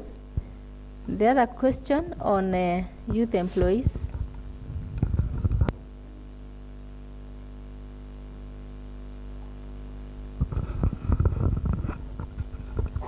Thank you. Dr. Andrew, I had asked concerning when COVID-19 came, it became prone, they limited the number of employees on the organization. So I was asking concerning if you reacted on the employees, especially the youths. Thank you. Okay, so Dr. Andrew, you can respond to those two questions. Thanks, those were quite interesting questions. Concerning the impact of the lockdown, yes, that would be something very interesting to study. It's certainly a gap, in a reporting gap in the studies that were included in my review. So certainly something that is worth exploring. And as I said, perhaps as more peer-reviewed evidence come online, that reporting gap might be reduced. About the question on youth, that didn't come through in the studies that I reviewed. My studies limited only to peer-reviewed literature. They talk about decrease in employment generally, but not specifying whether it is the youth that are affected or not. Okay. Thank you very much for responding to all those questions. I am sure he has shed light on our concerns and the 4 questions that we have asked. And COVID-19 pandemic and cooperatives is still relevant to date. We still want to find out much more about the impact and the responses. So we really appreciate you for your presentation. We are glad that you found time to be in attendance in this conference and to make your presentation. It is quite informative, And we are resonating with the other presentations that were made yesterday, and probably those that are going to be made in as far as the responses that the cooperatives put in place to respond to COVID-19 is concerned. So can we put our hands together yet again for Dr. Andrew for that wonderful presentation? Okay, thank you very much. Thank you, Dr. Andrew, for your presentation. Okay, now members, we can go back, participants, we can go back to the other two presentations. Questions were coming in for Dr. Gracia on the marketing strategies, and there were already two questions, which he already, I believe, has noted. I just want to give mine one more, the question I had for him as he comes to respond. My question was, what innovative institutional arrangements were you recommending in the study to counter two findings? One was that marketing is based on availability of markets, and two, that marketing through the marketing through middlemen, which we know is usually very tricky because the money does not get to the farmers. Most of it actually gets in the pockets of the middlemen. So what innovative institutional arrangements were you recommending? I don't think I had that, and I think that would be very pertinent for that particular study. Was there any other question for him as I give him an opportunity to respond? Yes? Okay. Yeah, so you can respond.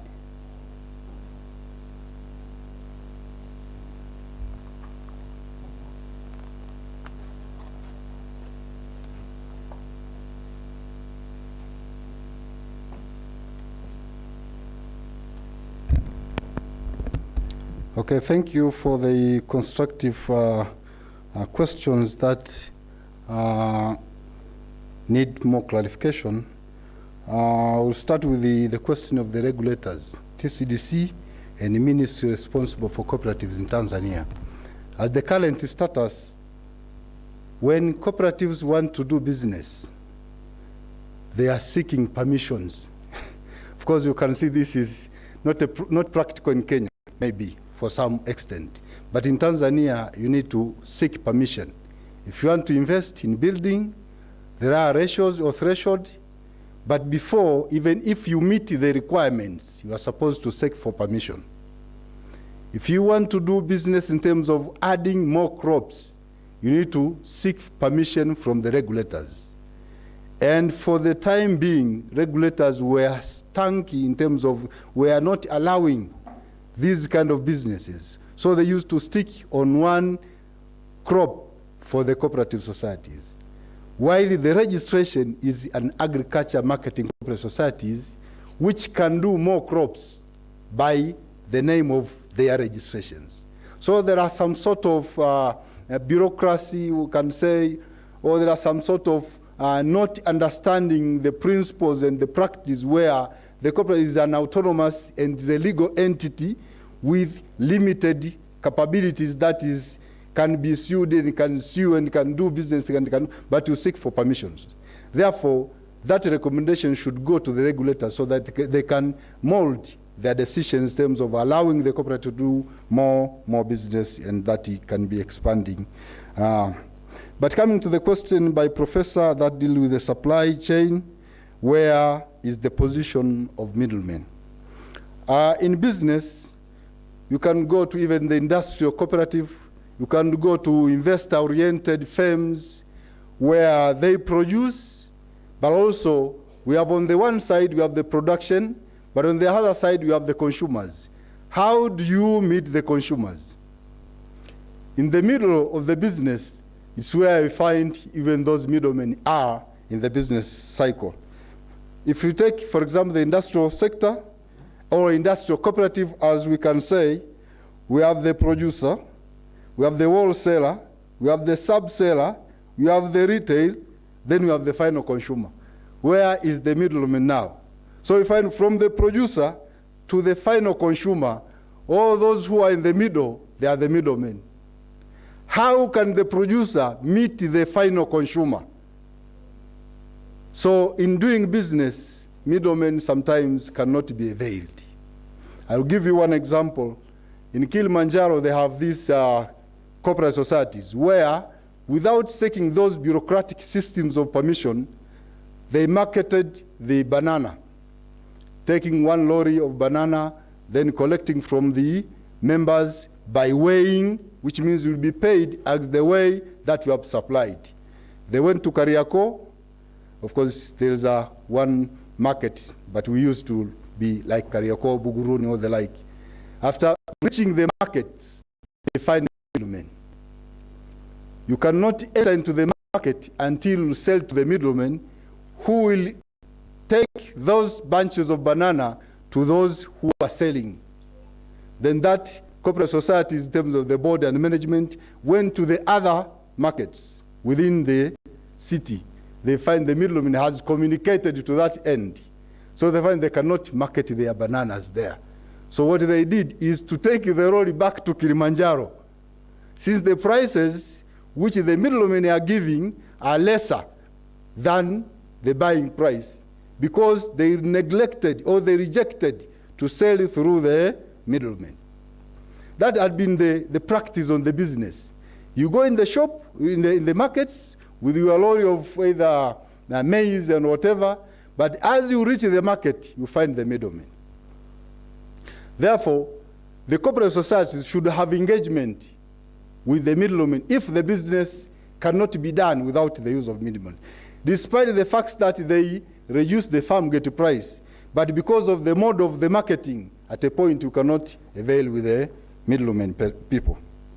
But how then, there is one person who says middlemen injects money to the corporate societies. That was not my concern. Is that because the buyers, they are engaging the middlemen to buy crops, which is not trusted.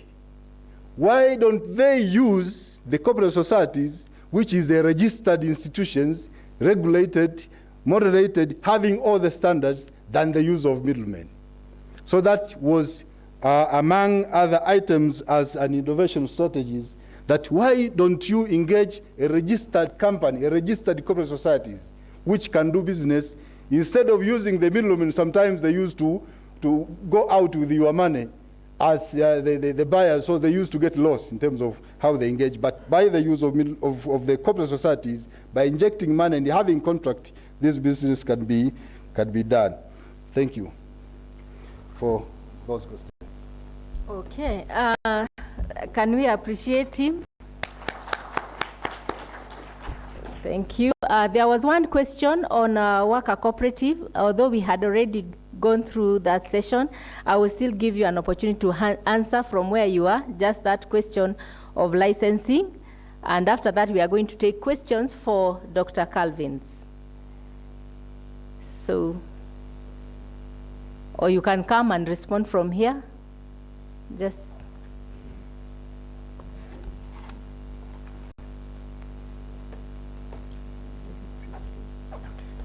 Thank you very much. In terms of the question on licensing, we all understand that cooperative are business enterprises, and relevant business licenses prevail.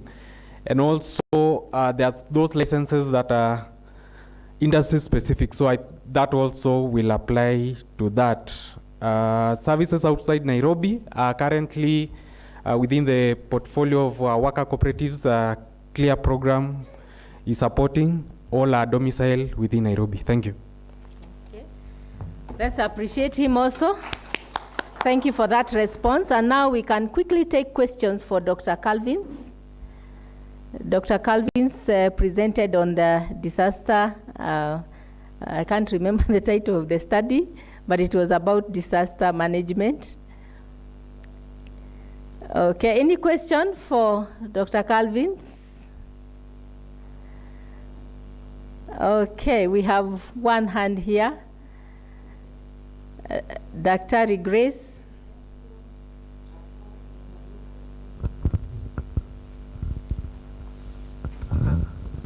Thank you, Dr. Lucy. And I would want to commend Dr. Calvin Otho for the good presentation. I would also want to commend the team of researchers who are really highly qualified. And by the way, this is a very important research, very academic for students. And one thing I would like to commend them about is the methodology which they have used. It's wonderful, and I think we need to go into the details about that research. Now, my question is, did you ever think of bringing a moderating variable in this research? And in this one, I meant government policy. Because it looks like all these NGOs, both in the ASAL and non-ASAL areas, and please correct me if I've made a wrong assumption, seems to be operating independently with their own laws and policies without recognizing that there's a government in place. That's number one. The same also goes to the county governments you have talked about. Are they even having any policy documents that they are using? And could this be the reason why there seems to be there is no structure in place? Thank you very much. A very, very important question from Dr. Grace. Did you consider a moderating variable, and especially the government, whether it is the national government or the county government, when undertaking that study on potential of non-governmental organization to contribute to post-COVID-19 recovery in Kenya? Any other question or comment? Okay, there seems to be none, so I will request Dr. Calvins to just come over and respond to that very important question by Dr. Grace.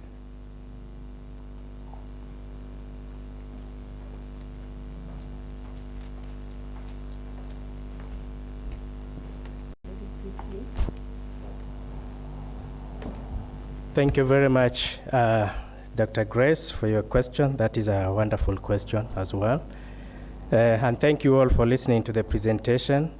You have asked about whether we had any moderating variables, so especially coming from the side of government. We indicated from the presentation that actually government entities were involved, and that is why we were working with the counties, the county directors of disaster risk management. We also engage the county commissioners. We understand that disaster management is a devolved function, and county governments are central in this, and that is why, while we were interested in the actors, the NGOs and other people, we were also keen to also interact with the government institutions at the county levels, and that is why we went to the directorate, the county commissioners' offices, and various departments within the counties that are handling disaster risk management. And these are the organs of government that actually the actors come through. So indeed there was.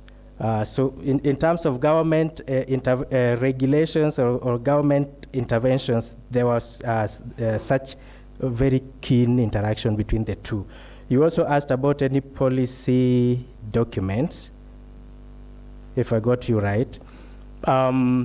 Yes, a lot is work in progress in the country, but if you'd find that various county governments actually also have their disaster risk reduction policies in place, but others it's work in progress. But even at the national level, we also have the National Disaster Risk Policy that was just recently passed. So there is a lot going on in this space, and we hope to get better. Thank you very much. Thank you. A big hand clap for that team. Thank you for that wonderful presentation.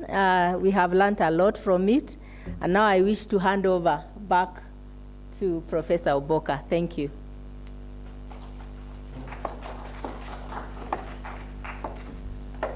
very rich session we have had, very rich presentations, opening our minds, our inner eyes to what's happening within the space and what are the possibilities. So a big hand clap for everybody. Now we are supposed to be out for break. I'm not very sure whether we are ready outside there. We could find out. Thereafter, we have a presentation by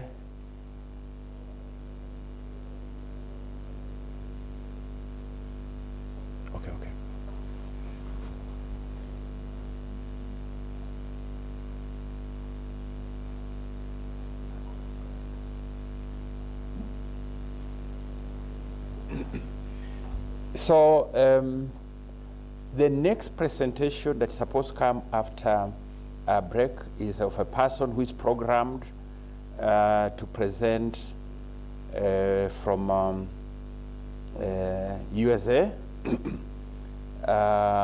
We brought that to come a bit late because it could be very early in the morning, probably 5 or thereabouts. And the program indicates she's supposed to get in. Is it what's the time supposed to get in? Yes? Yes. So we'll just get a small break. Even if we don't have the place ready, we can take a very small break, health break. Then once she is online, we will reconvene. Very important presentation from Olga, again about issues of the American experience with worker cooperatives during the COVID-19. So we'll be very happy to have that. So have a very brief break, then we resume.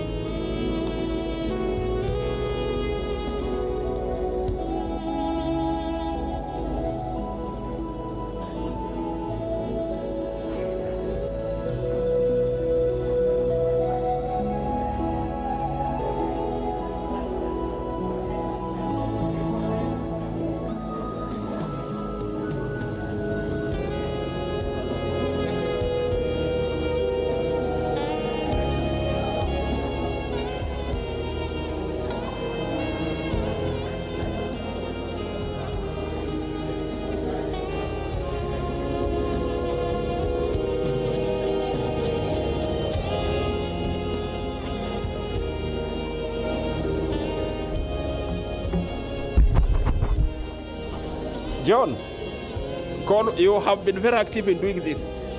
Invite them. Yes, yes, yes. We are ready.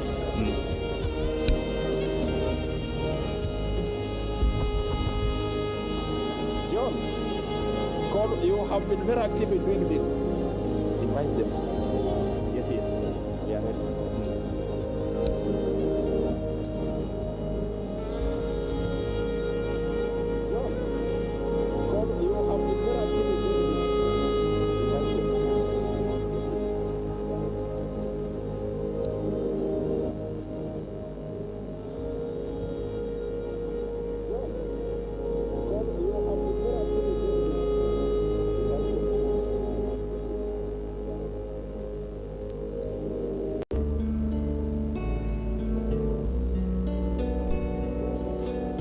Members, kindly come in. Come in.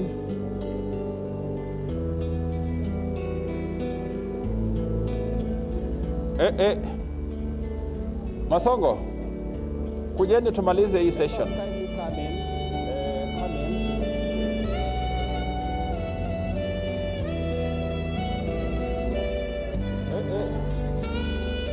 Masongo, kujeni tumalize hii session.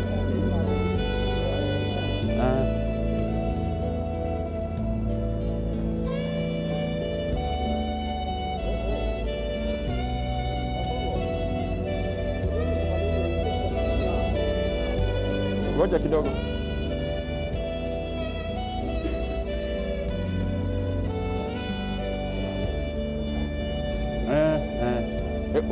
Wakimbishi wakuje. Ngoja kidogo.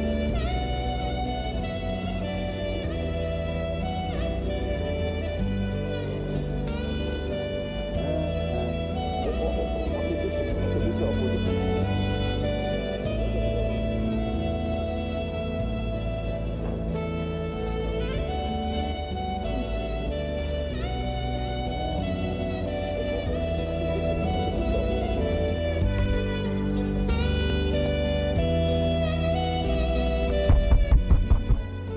James, I think we can start.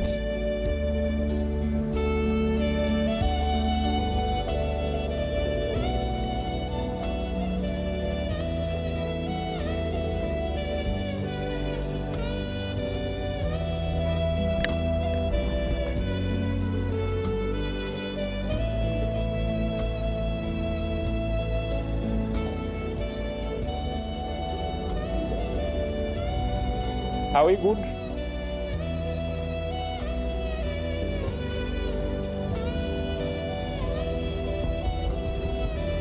Okay, okay.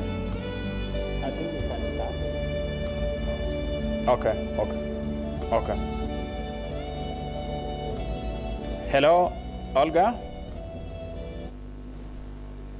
Happy to see you. Happy to have you join us. Are you able to get me? Could you unmute? Unmute.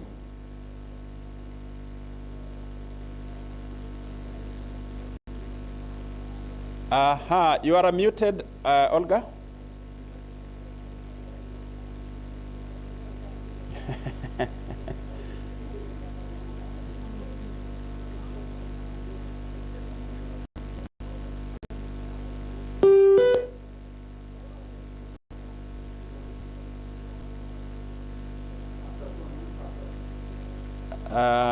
I can see her trying to do that, then it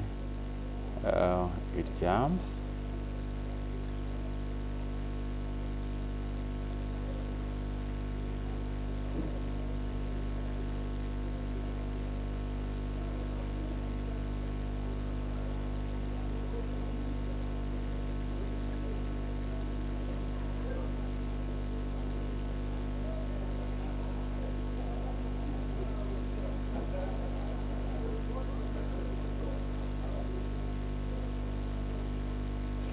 Are you able to unmute her from here? That is what a participant is suggesting. Can you all hear me? James, you can? Are you good, Olga? Oh. Ah, beautiful. Yes. Finally, thank you so much. I'm so excited to be here with my co-presenter, Gabby, as well. Gabby, are you able to unmute? Yeah, very good. Welcome, Olga. Delegates, participants here in the hall, and those following us online and through YouTube. I am glad to introduce to you Olga Prushinskaya, a metrics and impact analyst from Democracy at Work Institute in USA. Olga works to help understand and communicate impact in growing field of worker ownership. She has work experience that spans various fields. Apart from the worker ownership, she has experience in youth housing services, pulmonary medicine, chronic disease management, and mental and infant health. Olga holds a master's degree in public health with a special focus in health behavior and health education from University of Michigan.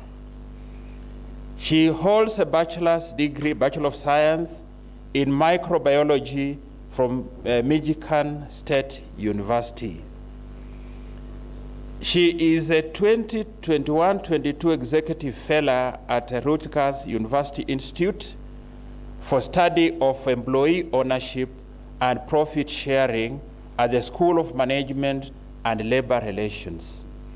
So members, here we bring Olga, and she's going to talk about the American experience with worker cooperatives during COVID-19. We are honored and so happy to have you, Olga. Karibu sana. In Kenya, we say karibu sana, meaning welcome. You are welcome. Karibu sana. Thank you so much. Thank you. I am so excited to be here, and I'm actually here with my amazing collaborator, Gabby Chapman, and we're gonna walk through a little bit about, we're gonna talk about the worker co-op sector in the US and some of our research related to the impact of the pandemic. So Gabby, I'm actually gonna pass it to you to open us up, and I'm gonna, if I'm able to share my screen, I'm gonna go ahead and share a presentation.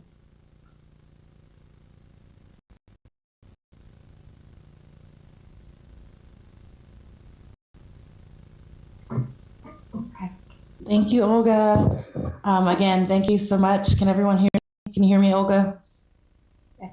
Okay, great. So I'm Gabby Chapman. I'm also a coworker of Olga. I'm coming from the U.S. Federation of Worker Co-ops. I'm the membership director there, based out of Knoxville, Tennessee in Central Appalachia. And today we'll get into the role of worker co-ops in COVID-19 recovery. This will be a case study of the impact of the pandemic on worker co-ops in the United States. You can go ahead and go to the next slide. Again, so I'm Gabrielle Chapman. I'm the membership director at the U.S. Federation of Worker Co-ops. DAWI, Democracy at Work Institute, is a sister organization of ours. The U.S. Federation is a grassroots organization that's a membership-based org that represents the interest of worker ownership across the United States. Currently, we've got about 350 member organizations, and our organization is governed by those members. So that means that the way that we practice governance, it's a member-elected board. So again, we represent about 350 businesses and organizations. It's estimated 1,000 workers and or 1,000 worker co-ops across the sector, and then 10,000 workers across the country. And we organize through local co-op networks while building power with national and international partners to advance our agenda for economic justice and community-based shared ownership.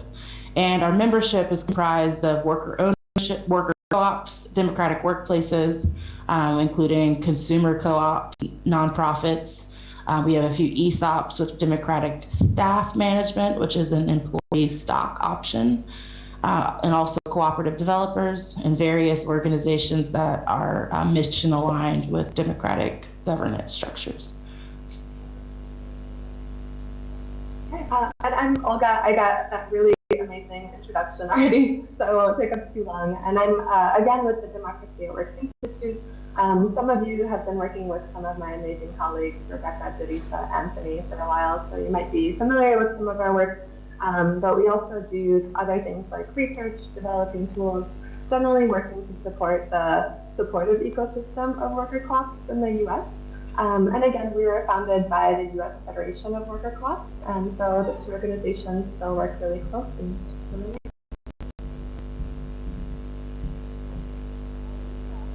Oh, Gabby, you're on. Okay, thank you. So we're going to switch gears and give you a high-level overview of worker cooperatives in the United States. Again, we formally started to really get organized around learning more about this field in 2004, which is when the U.S. Federation was founded. We came together as a group of developers, scholars, community organizers, and supporters for the broader co-op sector. You can go ahead and go to the next slide.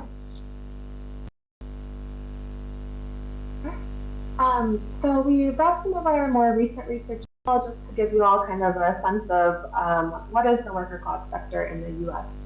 So our most recent research, we'll talk a lot about it later on in the presentation, on the outcomes for businesses in 2020. So when we did this research in 2020, we had 612 worker cooperatives.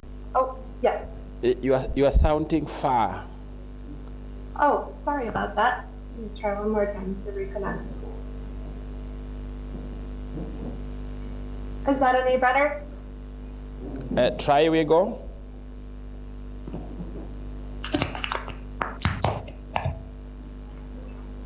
Can you all hear me? Try again. Oh, 1 second. I'm gonna change my microphone. Is that any better? When I speak, is it also sounding far away? It's okay when you speak. Chapman, when you speak, it comes out strong. Olga, it seems to a bit disappear. Oh, well, maybe, Gabby, could I pass you to speak to the following few slides while I try to work out what's going on? Sure. Maybe you can turn your microphone up. That might be it.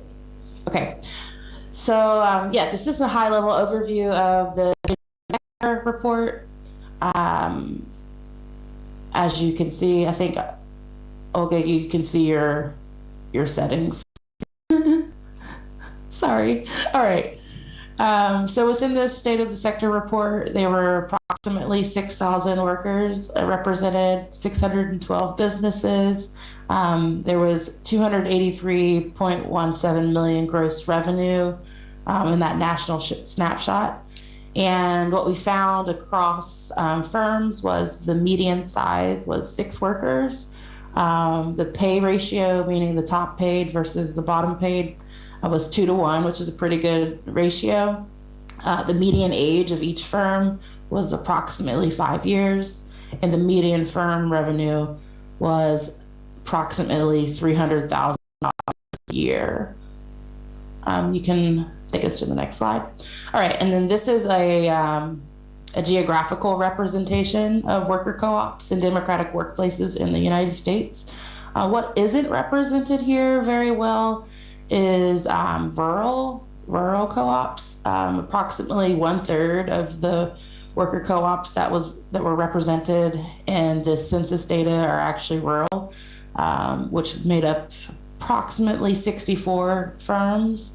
The big things here, we see these circles that represents the size and the density of firms in a specific area. So you can see in the Northeast, there's a larger density of worker co-ops, which makes a lot of sense because that's a very developed area, a very metropolitan area. And then also we've got a very large density in Puerto Rico, and then also in the Bay Area in Northern California. Next slide, thank you. Okay, so this is just a simple table around showing us the growth of worker co-ops since 2013. So what we've noticed is a steady increase from 2013 until now, ranging from 305 and almost doubling in that short amount of time. Next, okay, thank you. This is just an overview of our top 10 industries that were reported within the census. Our top industry was cleaning services, followed by technology, meaning we've got a peer network for tech workers, but this includes graphic design, software development, web development, things of that nature. And then trailing behind that was food and beverage, so restaurants, bookstores, cafes, bars, things like that. We've got business support services or consulting services, which is a really broad category, but this could be like organizational development. It could also look like technical assistance provided to other worker co-ops. Folks are maybe charging fee for service to help build other businesses out.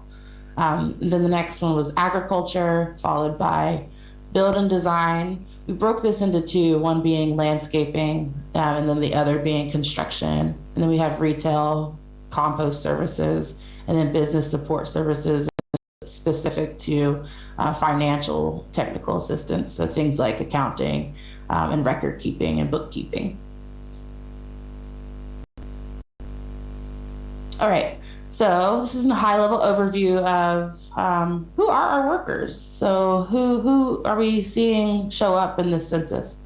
So this year, women and people of color made up the majority of our worker co-op workforce as compared to our overall US workforce. Explanations for this could include industries that worker co-ops represent, for example, cleaning services or domestic work or care work based co-ops.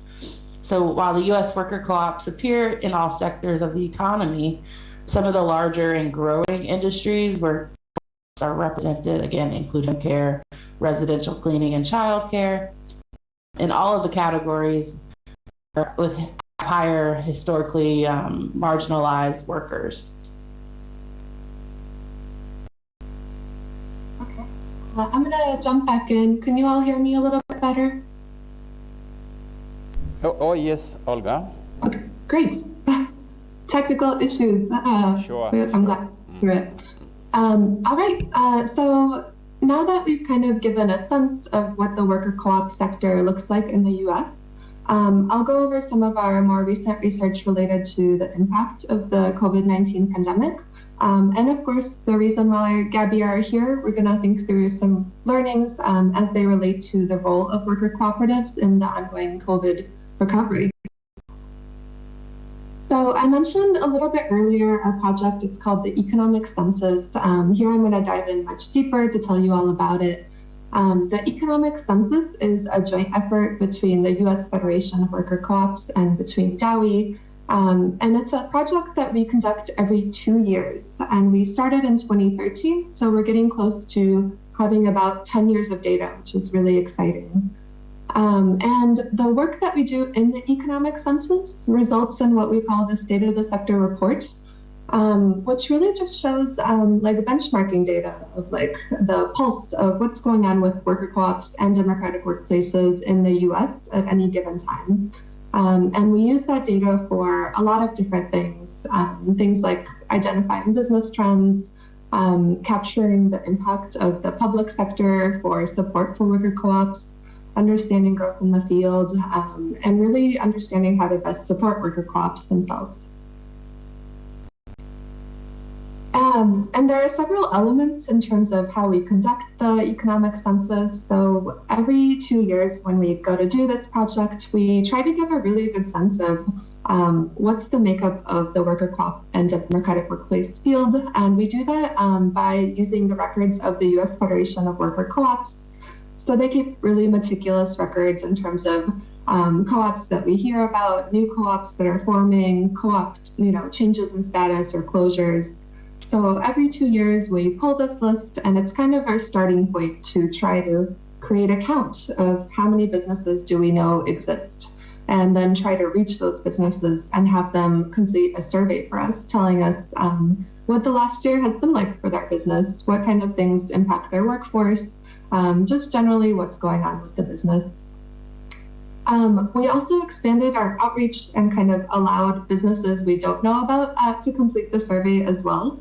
So as two national organizations, we have kind of a limited reach. There's no way we could reach every business that was formed in the last year.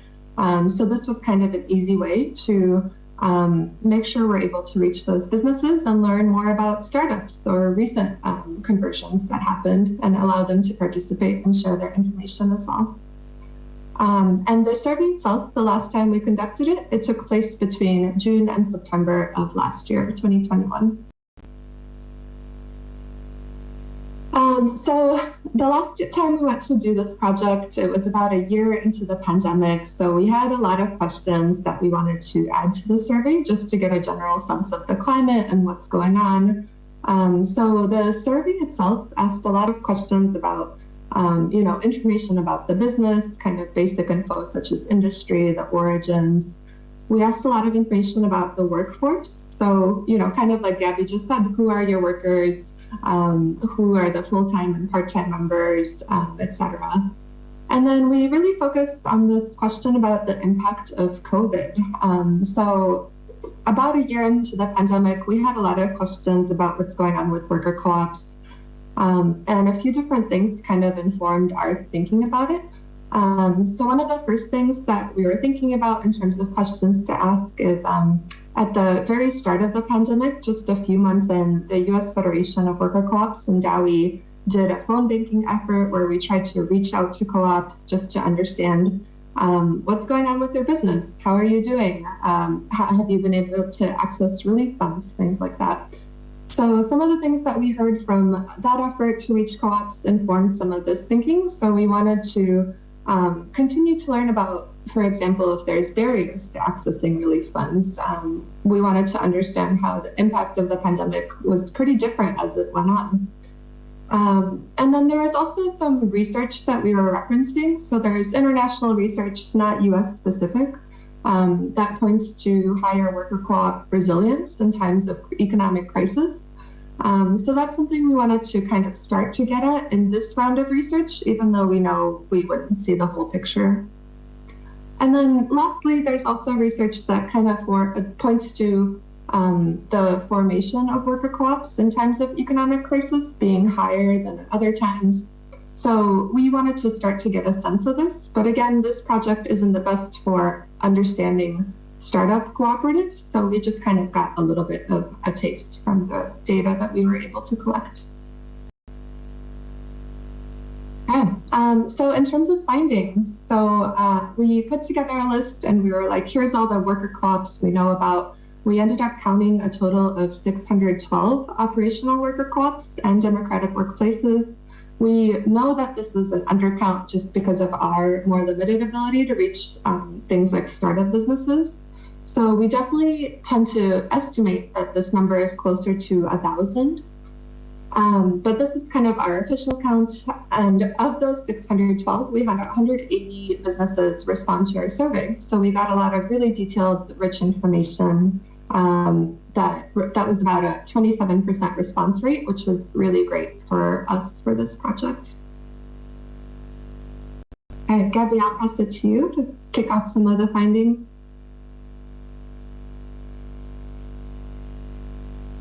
Oh, you are on mute.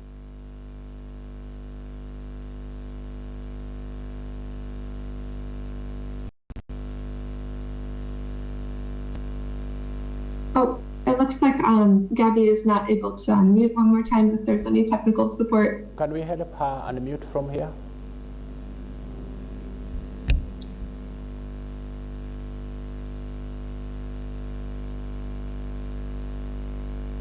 Thank you. Oh no, you're muted one more time. Okay, sorry about that. Okay, so these are findings on the impact of revenue. So the overall takeaway here is our financial findings point to very mixed, a mixed performance year for worker co-ops in the midst of COVID-19. So performance also varied across industry. We think that response bias played a strong role, and it's really important to highlight that the smallest and maybe likely hardest hit firms maybe didn't have the capacity to respond to the survey or didn't choose to share data related to their financial performance. So we just want to highlight that as a limitation to maybe the study, given the pandemic happening at that time. And then in October 2020, the National Federation of Independent Businesses, they reported that there was a 28% of small businesses had lost more than 50% of their revenue. So half of the revenue, declined at the time. And the closest point for comparison that we were able to look at was it appeared that worker co-ops may have fared slightly better. We received a report of 20% of responding firms losing more than 50%. So there was an 8% threshold where less firms lost 50% of their revenue. And co-ops that were majority Black, Indigenous, and or people of color reported a similar rate to small businesses overall, with 29% reporting a revenue loss of more than 50%. So that's on par with the national averages for small businesses in the United States. Operationally, 80% of responding firms reported remaining open for the majority of the pandemic, and about half were able to keep their regular operating hours. And again, the big takeaway here was the pandemic, the impact on worker co-op comparable to U.S. small businesses as a whole, but the data is limited and we need to research more to get a real financial picture of these firms in the future. Again, worker co-ops with a majority of Black, Indigenous, and or other people of color workforce reported a similar rate to small businesses overall. Again, 29% reporting a revenue loss of more than 50%. And I think it's important here to emphasize that this mirrors recent data on a large sample size of U.S. small businesses from January of 2021, which showed that in particular, Black-owned businesses saw an 8% worse impact on revenue on average than their white-owned counterparts. And we've got a reference if you'd like to learn more about where that came from. Also wanted to note that some experts think that this might be due to business models that required in-person contact and services that were hit harder by the pandemic restrictions, or because these businesses are operating or relying on sales in a more directly impacted community at the time of COVID. Think about like retail, like clothing, selling clothing or food, that would require in-person interaction and or extra money to spend on extra things. So in general, comparative data suggests that the worker co-op experience kind of buoyed and mirrored the effects of racial inequity, but it didn't necessarily, but not necessarily reducing the gap, but we feel like worker co-ops are actually offering some more resilience overall. And then a financial hit to majority BIPOC or Black, Indigenous, people of color, worker-owned businesses was similar to small businesses as a whole. And one thing we also wanted to highlight and this is in the United States context, but we did see a major inequity across the field for COVID-19 relief, federal relief funds. So we had two big pots of money. One was an emergency disaster loan, and then we had a second one called a paycheck protection program. So we noticed that there was an inequity in access to those federal relief funds for Black and Indigenous run businesses in the worker co-op sector. In terms of our next high-level findings, so one of the things that we saw is that worker co-ops continued to make all attempts to not lay off workers. So our primary indicator for this was really looking at the total hours worked that was reported by businesses as compared to the revenue that they brought in. So we were able to compare these figures to the year before the pandemic, and we saw that while the total hours worked dropped about 10%, the revenue dropped about 40%. So that kind of gave us an indication that folks continued to work, even as the business's revenue was really dwindling for the year. We also saw that rates of furloughing and reducing wages were really high. So businesses were kind of seeking alternatives in the crisis to try to avoid layoffs. And in 2020, when we did this research, we saw that about 20% of conventional small businesses were anticipating having to do layoffs, but at the same time, only about 30% of worker co-ops reported having to do layoffs in the same time frame. So that was definitely really heartening to see. And then our next big takeaway is that we saw that worker cooperatives really overwhelmingly noted working to prioritize health, safety, work-life balance for their workers during the pandemic. So there was a lot of examples that businesses brought up for how they were able to do this, but a lot of them did things like expanding childcare accommodations for workers, increasing work flexibility, offering extra sick time, etc. And we saw that about 10% of worker co-ops were actually able to expand health insurance options during the pandemic, which is great. However, we did see in this data that worker co-ops continue to struggle with accessing quality and affordable health insurance for workers.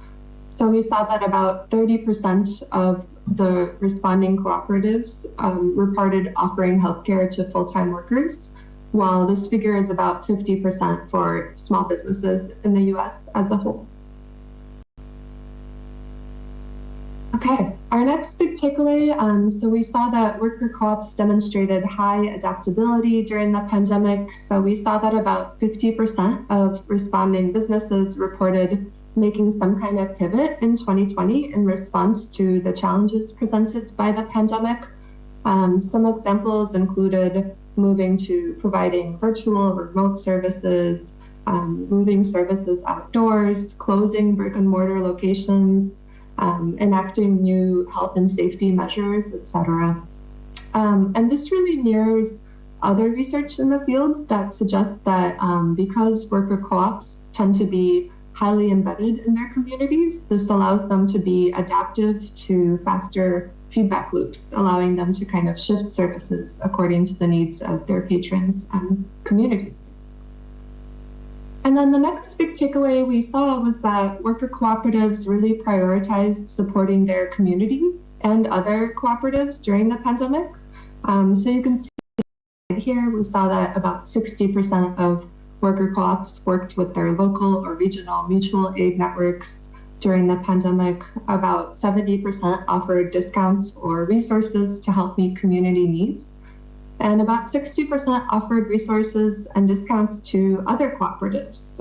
There's just, a multitude of research that really spoke to the strength of solidarity within the cooperative ecosystem. So this really speaks to the sixth cooperative principle, which calls for cooperation between cooperatives.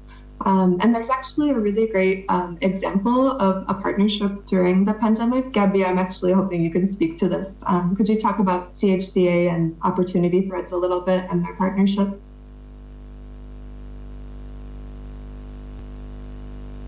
Oh no, you're on mute. Thank you. Yes, so I also wanted to clarify, I misspoke a second ago. So as at large with federal funding, worker co-ops as a whole had less access to those federal funds. It was across the board, not just Black and Indigenous businesses. So what we're noticing is just generally within the worker co-op sector, it hasn't been normalized enough in a way that there's full access to federal support, particularly from like our Small Business Administration and things like that. But yes, so speaking to this P6 example, we've got two members, one being Opportunity Threads, who is in the retail industry. And then we have CHCA, which is our home care cooperative it's our largest worker-owned business in the country, and they're a unionized worker co-op as well, just to share that out. But they focus in on home health care, and there was a shortage of personal protection gear, so masks and gowns and things like that. And Opportunity Threads stepped up and actually produced a significant amount of masks and things like that. So our fellow cooperators, CHCA, could still be working and have the gear they needed to be safe in the field. Thanks so much, Gabby. Yeah, I feel like that just speaks to like the strength of the cooperative network and how the cooperative model itself of like, where does the resilience come from? It scales beyond just the individual organization, which is really cool. Okay, so all of this research was conducted based on business outcomes in 2020. So here we are in 2022, already wondering what else has been going on with businesses that we don't quite have the data to communicate yet. So there's still, gaps in terms of our understanding of the ongoing impact of the pandemic. We don't have the best sense of like industry-specific impacts just because of the response rate that we got from certain industries. There definitely are industries like home care and childcare that we know have been hit much harder during the pandemic. So we definitely want to learn a lot more about that. We don't have a good sense of what's going on with startups. So are startups forming at a higher rate? There's some evidence that conventional small business startups are just forming at really high rates right now. So we'll be really interested to learn more about that the next time we go to do this research.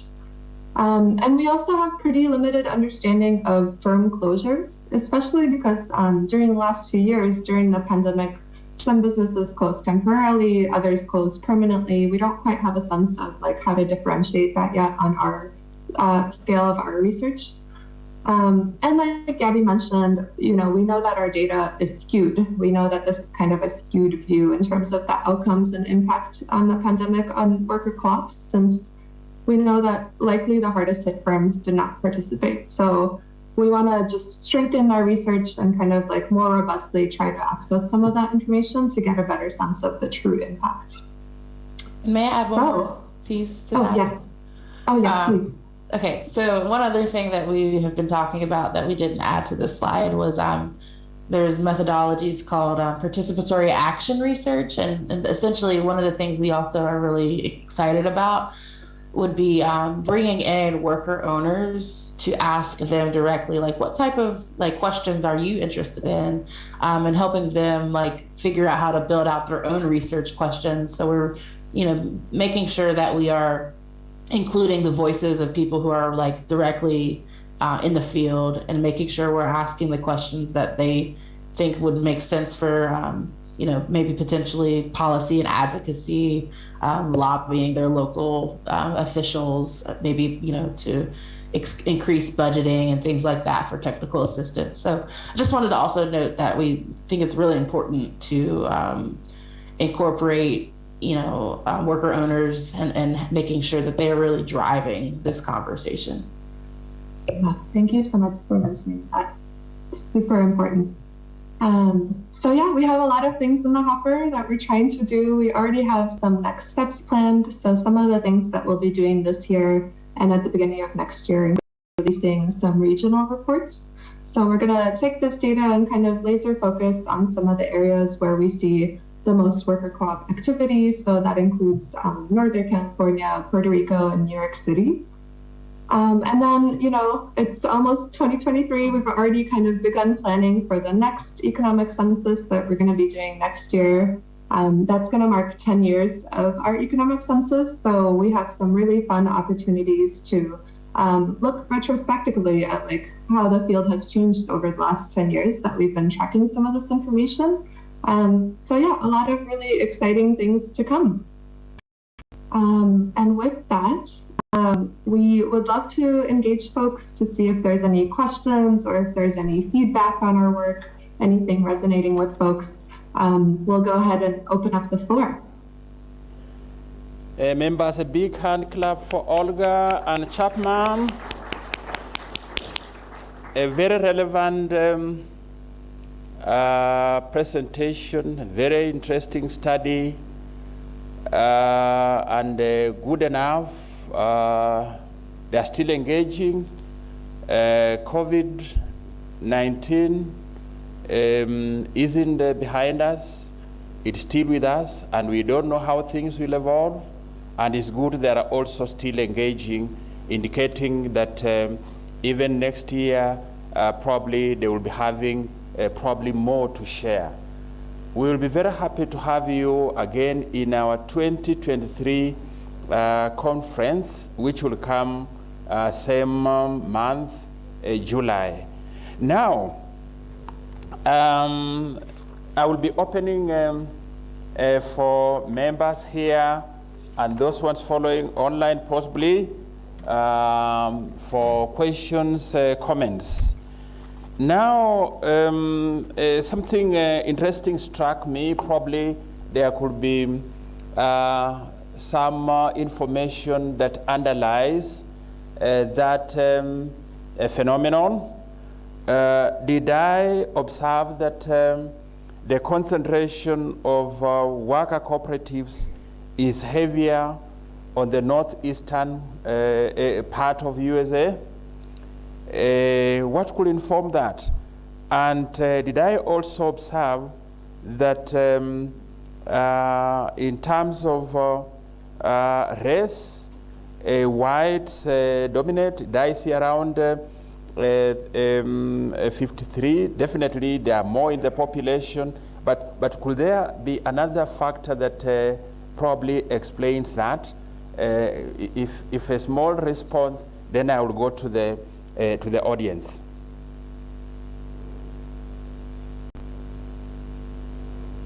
Olga, you are muted. Will you need help from here? Please help Olga, and yes, to unmute, and even Chapman.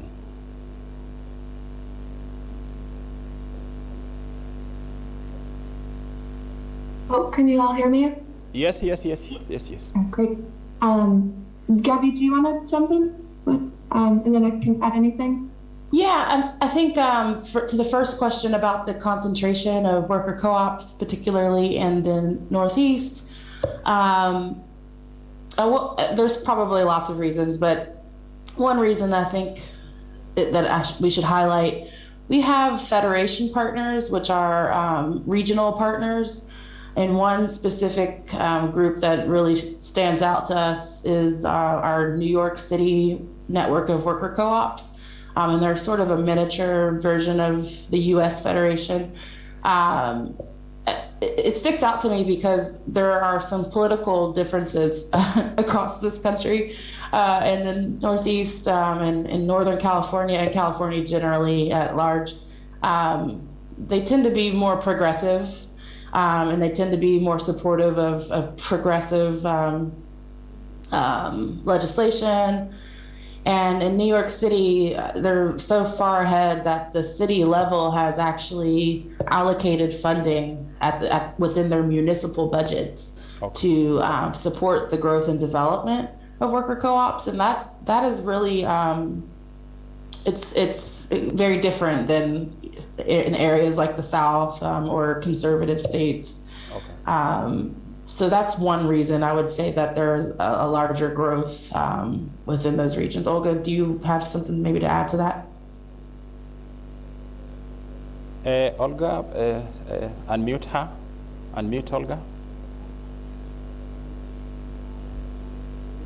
Okay, sorry about that. Yeah, Gabby, I feel like you really hit the nail on the head. I definitely feel like there's areas where like the public and policy and funding support is just more robust than other places. I would say there's also like really concerted efforts by some of our more regional or local partners kind of resulted in growth in a lot of areas. So for example, Gabby mentioned some of the biggest growth that we're seeing is actually in rural cooperatives, which was really a concerted push by a lot of the partners that we work with to support those businesses. There was funding available to do that, which resulted in a lot of growth. So yeah, I think that's kind of everything. Thank you. May I now open the floor for some questions and comments? We'll make them brief and clear so that our presenters get the really gist of the issue. We'll start with my good sister Cindy. Please, a mic for her. We'll come to my good brother Richard here. We'll go to my good brother Martin and a good sister there. Then lastly to Timothy. Please go.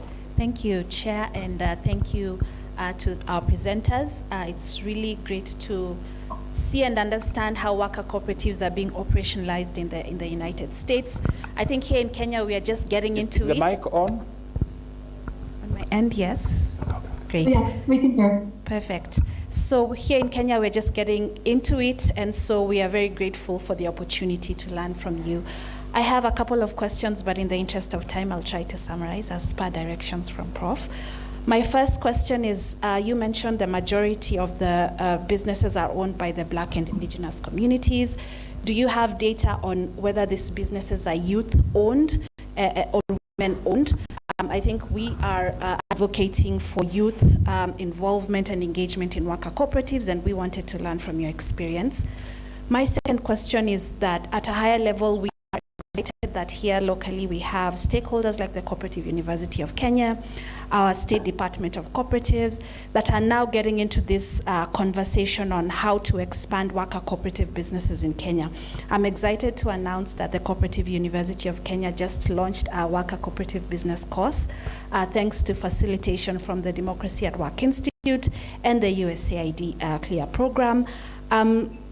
Priority has been given by these stakeholders to create increased understanding on what worker cooperatives are. So we are at that level because we want the majority of the population to first understand what worker cooperatives are and then form them, especially in the informal sector that is quite big here in Kenya. And then our next priority is to look at the legal framework to aid in operationalization of cooperatives.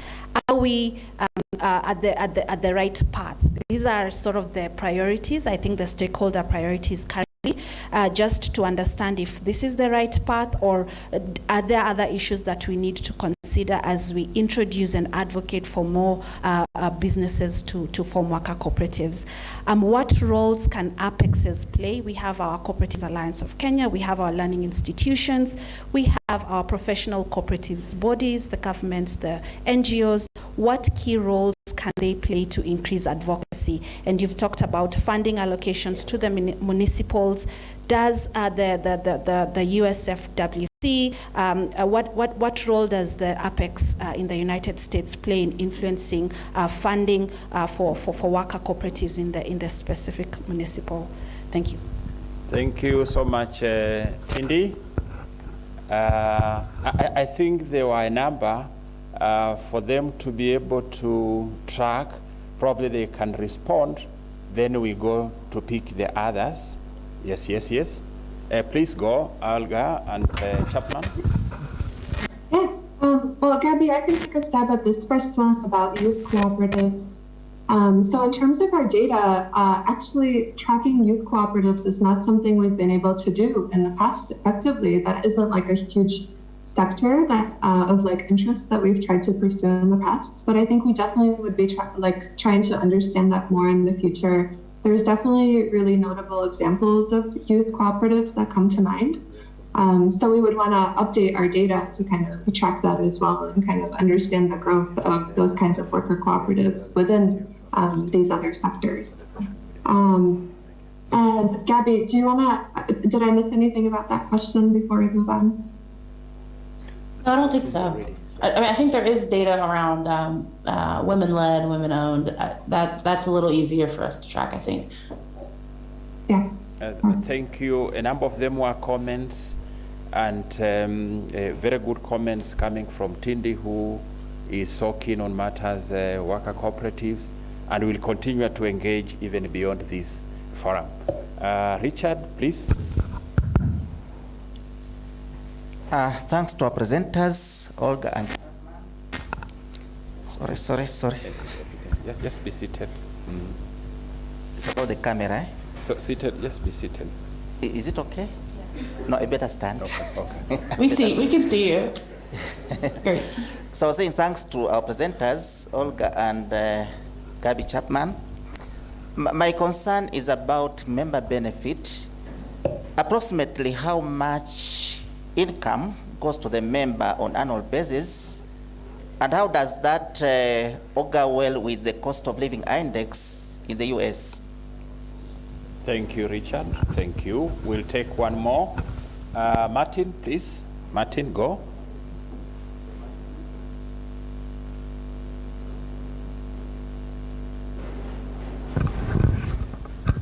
I hope I'm allowed to sit. I stand? You will stand. Yes. Okay. My name is Matthias. I'm a participant in the United Tanzania. I joined the previous speakers to give, of course, a note of... sorry, I have to change the mic. I joined the previous speakers, at least to appreciate the work you've done. It is indeed an extensive research, and we've seen even in the findings itself. My concern is just one. I'm wondering, like, it is simply a question like, where would you place workers' cooperatives in the US in absence of what you've referred to as the federal relief funds? Would they be resilient and with higher adaptability as you've presented it? That is it. Thank you, Prof. A good question, Matthias, and very, very pertinent. There's a lot of support. In the absence of that, will they thrive? Will they be resilient? Timothy? Baby girl. Then Timothy. Thank you for the presenters. I have one question. In Kenya, we faced a lot of lack of members servicing their loans. So I was wondering if you have data around your portfolio at risk, and if the workers were able to be extended with moratoriums. Thank you. Thank you. Good question and clear and brief. Next to you in front here, Timothy.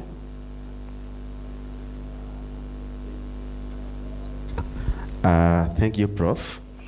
What struck me so much with the presentation is that it is brilliant. And for the past 5 or so years, especially myself, I've had a close interaction with the worker cooperative model, and I'm so much interested in it. But I wanted just to understand the level of uptake between the young women and the young gents, of male and female, especially for the youth, and their participation in the worker cooperative model in the US. Because what I've seen, especially here in the Global South, is that this model is attracting young men, especially those ones in IT and some other, sectors that favors the young people. Then number 2, I also wanted to inquire the level of copyrights the level of copyrights. How are these initiatives being safeguarded in the US? Because I think it's also an issue in the Global South. Young people are coming up with good initiatives, good innovations, but these innovations are landing in different hands. And I think we could also understand that aspect. Intellectual property issues. And lastly here, in the interest of time, we have quite a number of presentations. So Dr. Lucy here, then our two good sisters will respond, and then we will close at that level. So Olga Chapman, please go. Gabby, do you want to jump in anywhere, or should I just kind of jump into some of the things that I was thinking about? I have a few responses. There's several questions here, so I'm just going to start, rattling back. There was a question about, is this the correct pathway? And it sounded like the next step being awareness within the general population about worker co-ops. I think that makes a lot of sense, and I think I don't know what the how many people are in Kenya, but I think it actually might be more feasible to create a larger awareness across the masses, which is something that we lack in the United States, and that's a gap. And then the other thing about what can you be doing in terms of thinking about municipal funding, policy and advocacy. I think a big piece that a model that you might look into would be within the United States, there's a lot of racial justice and what we call movement building. So building of infrastructure around collective power and collective liberation. And this requires deep investment in infrastructural development. And one place we notice that, at least for me, I come from community organizing background and organizing Black and brown communities around issue-based things. But one thing I noticed is there's a piece of their education is really important, but people have to be in position to receive.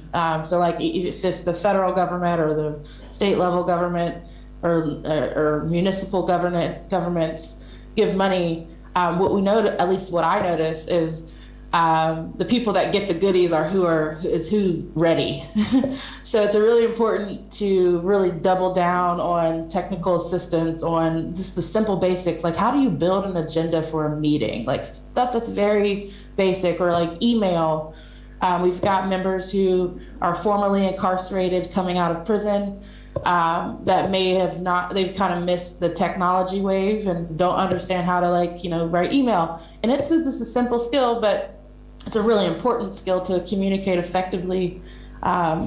So really just having basic level of understanding around financial statements and learning to read a profit loss statement, that can go so far to get people ready for those federal funding, those dollars. Thank you. What else did I want to mention? So another question was adaptability.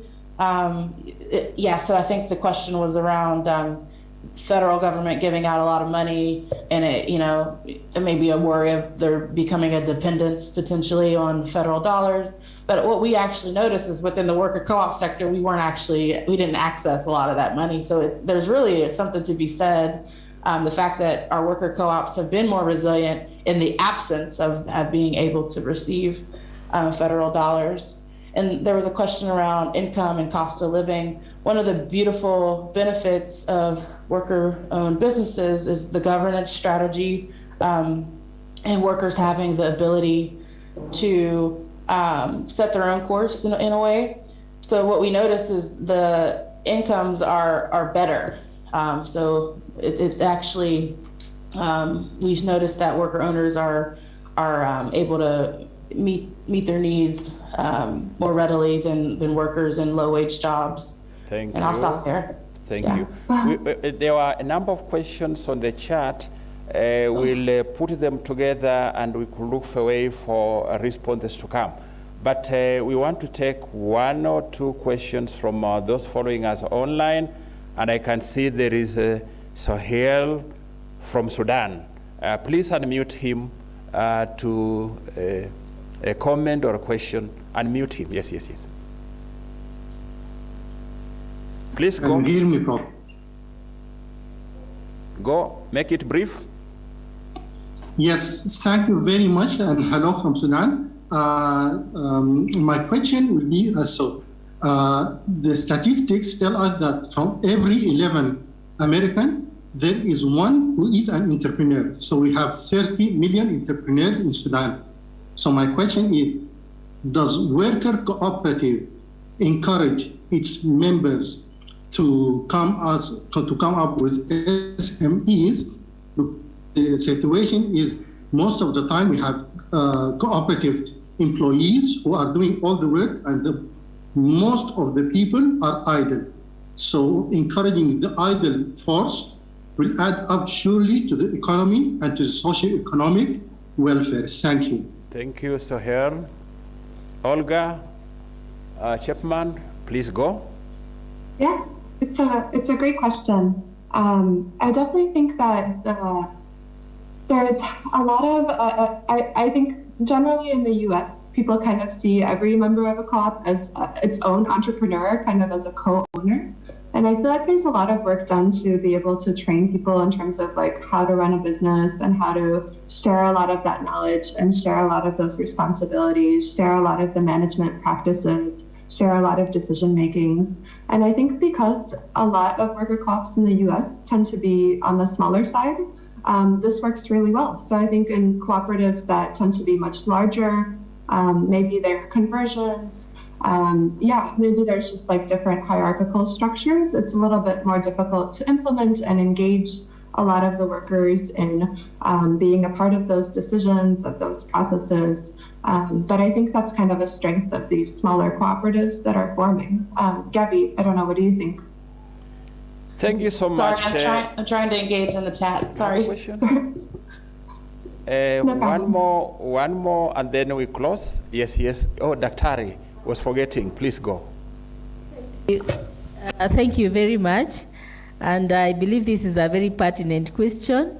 Now, in entrepreneurial venture creation, there is a process, and there are certain steps that one must take in coming up with a new venture.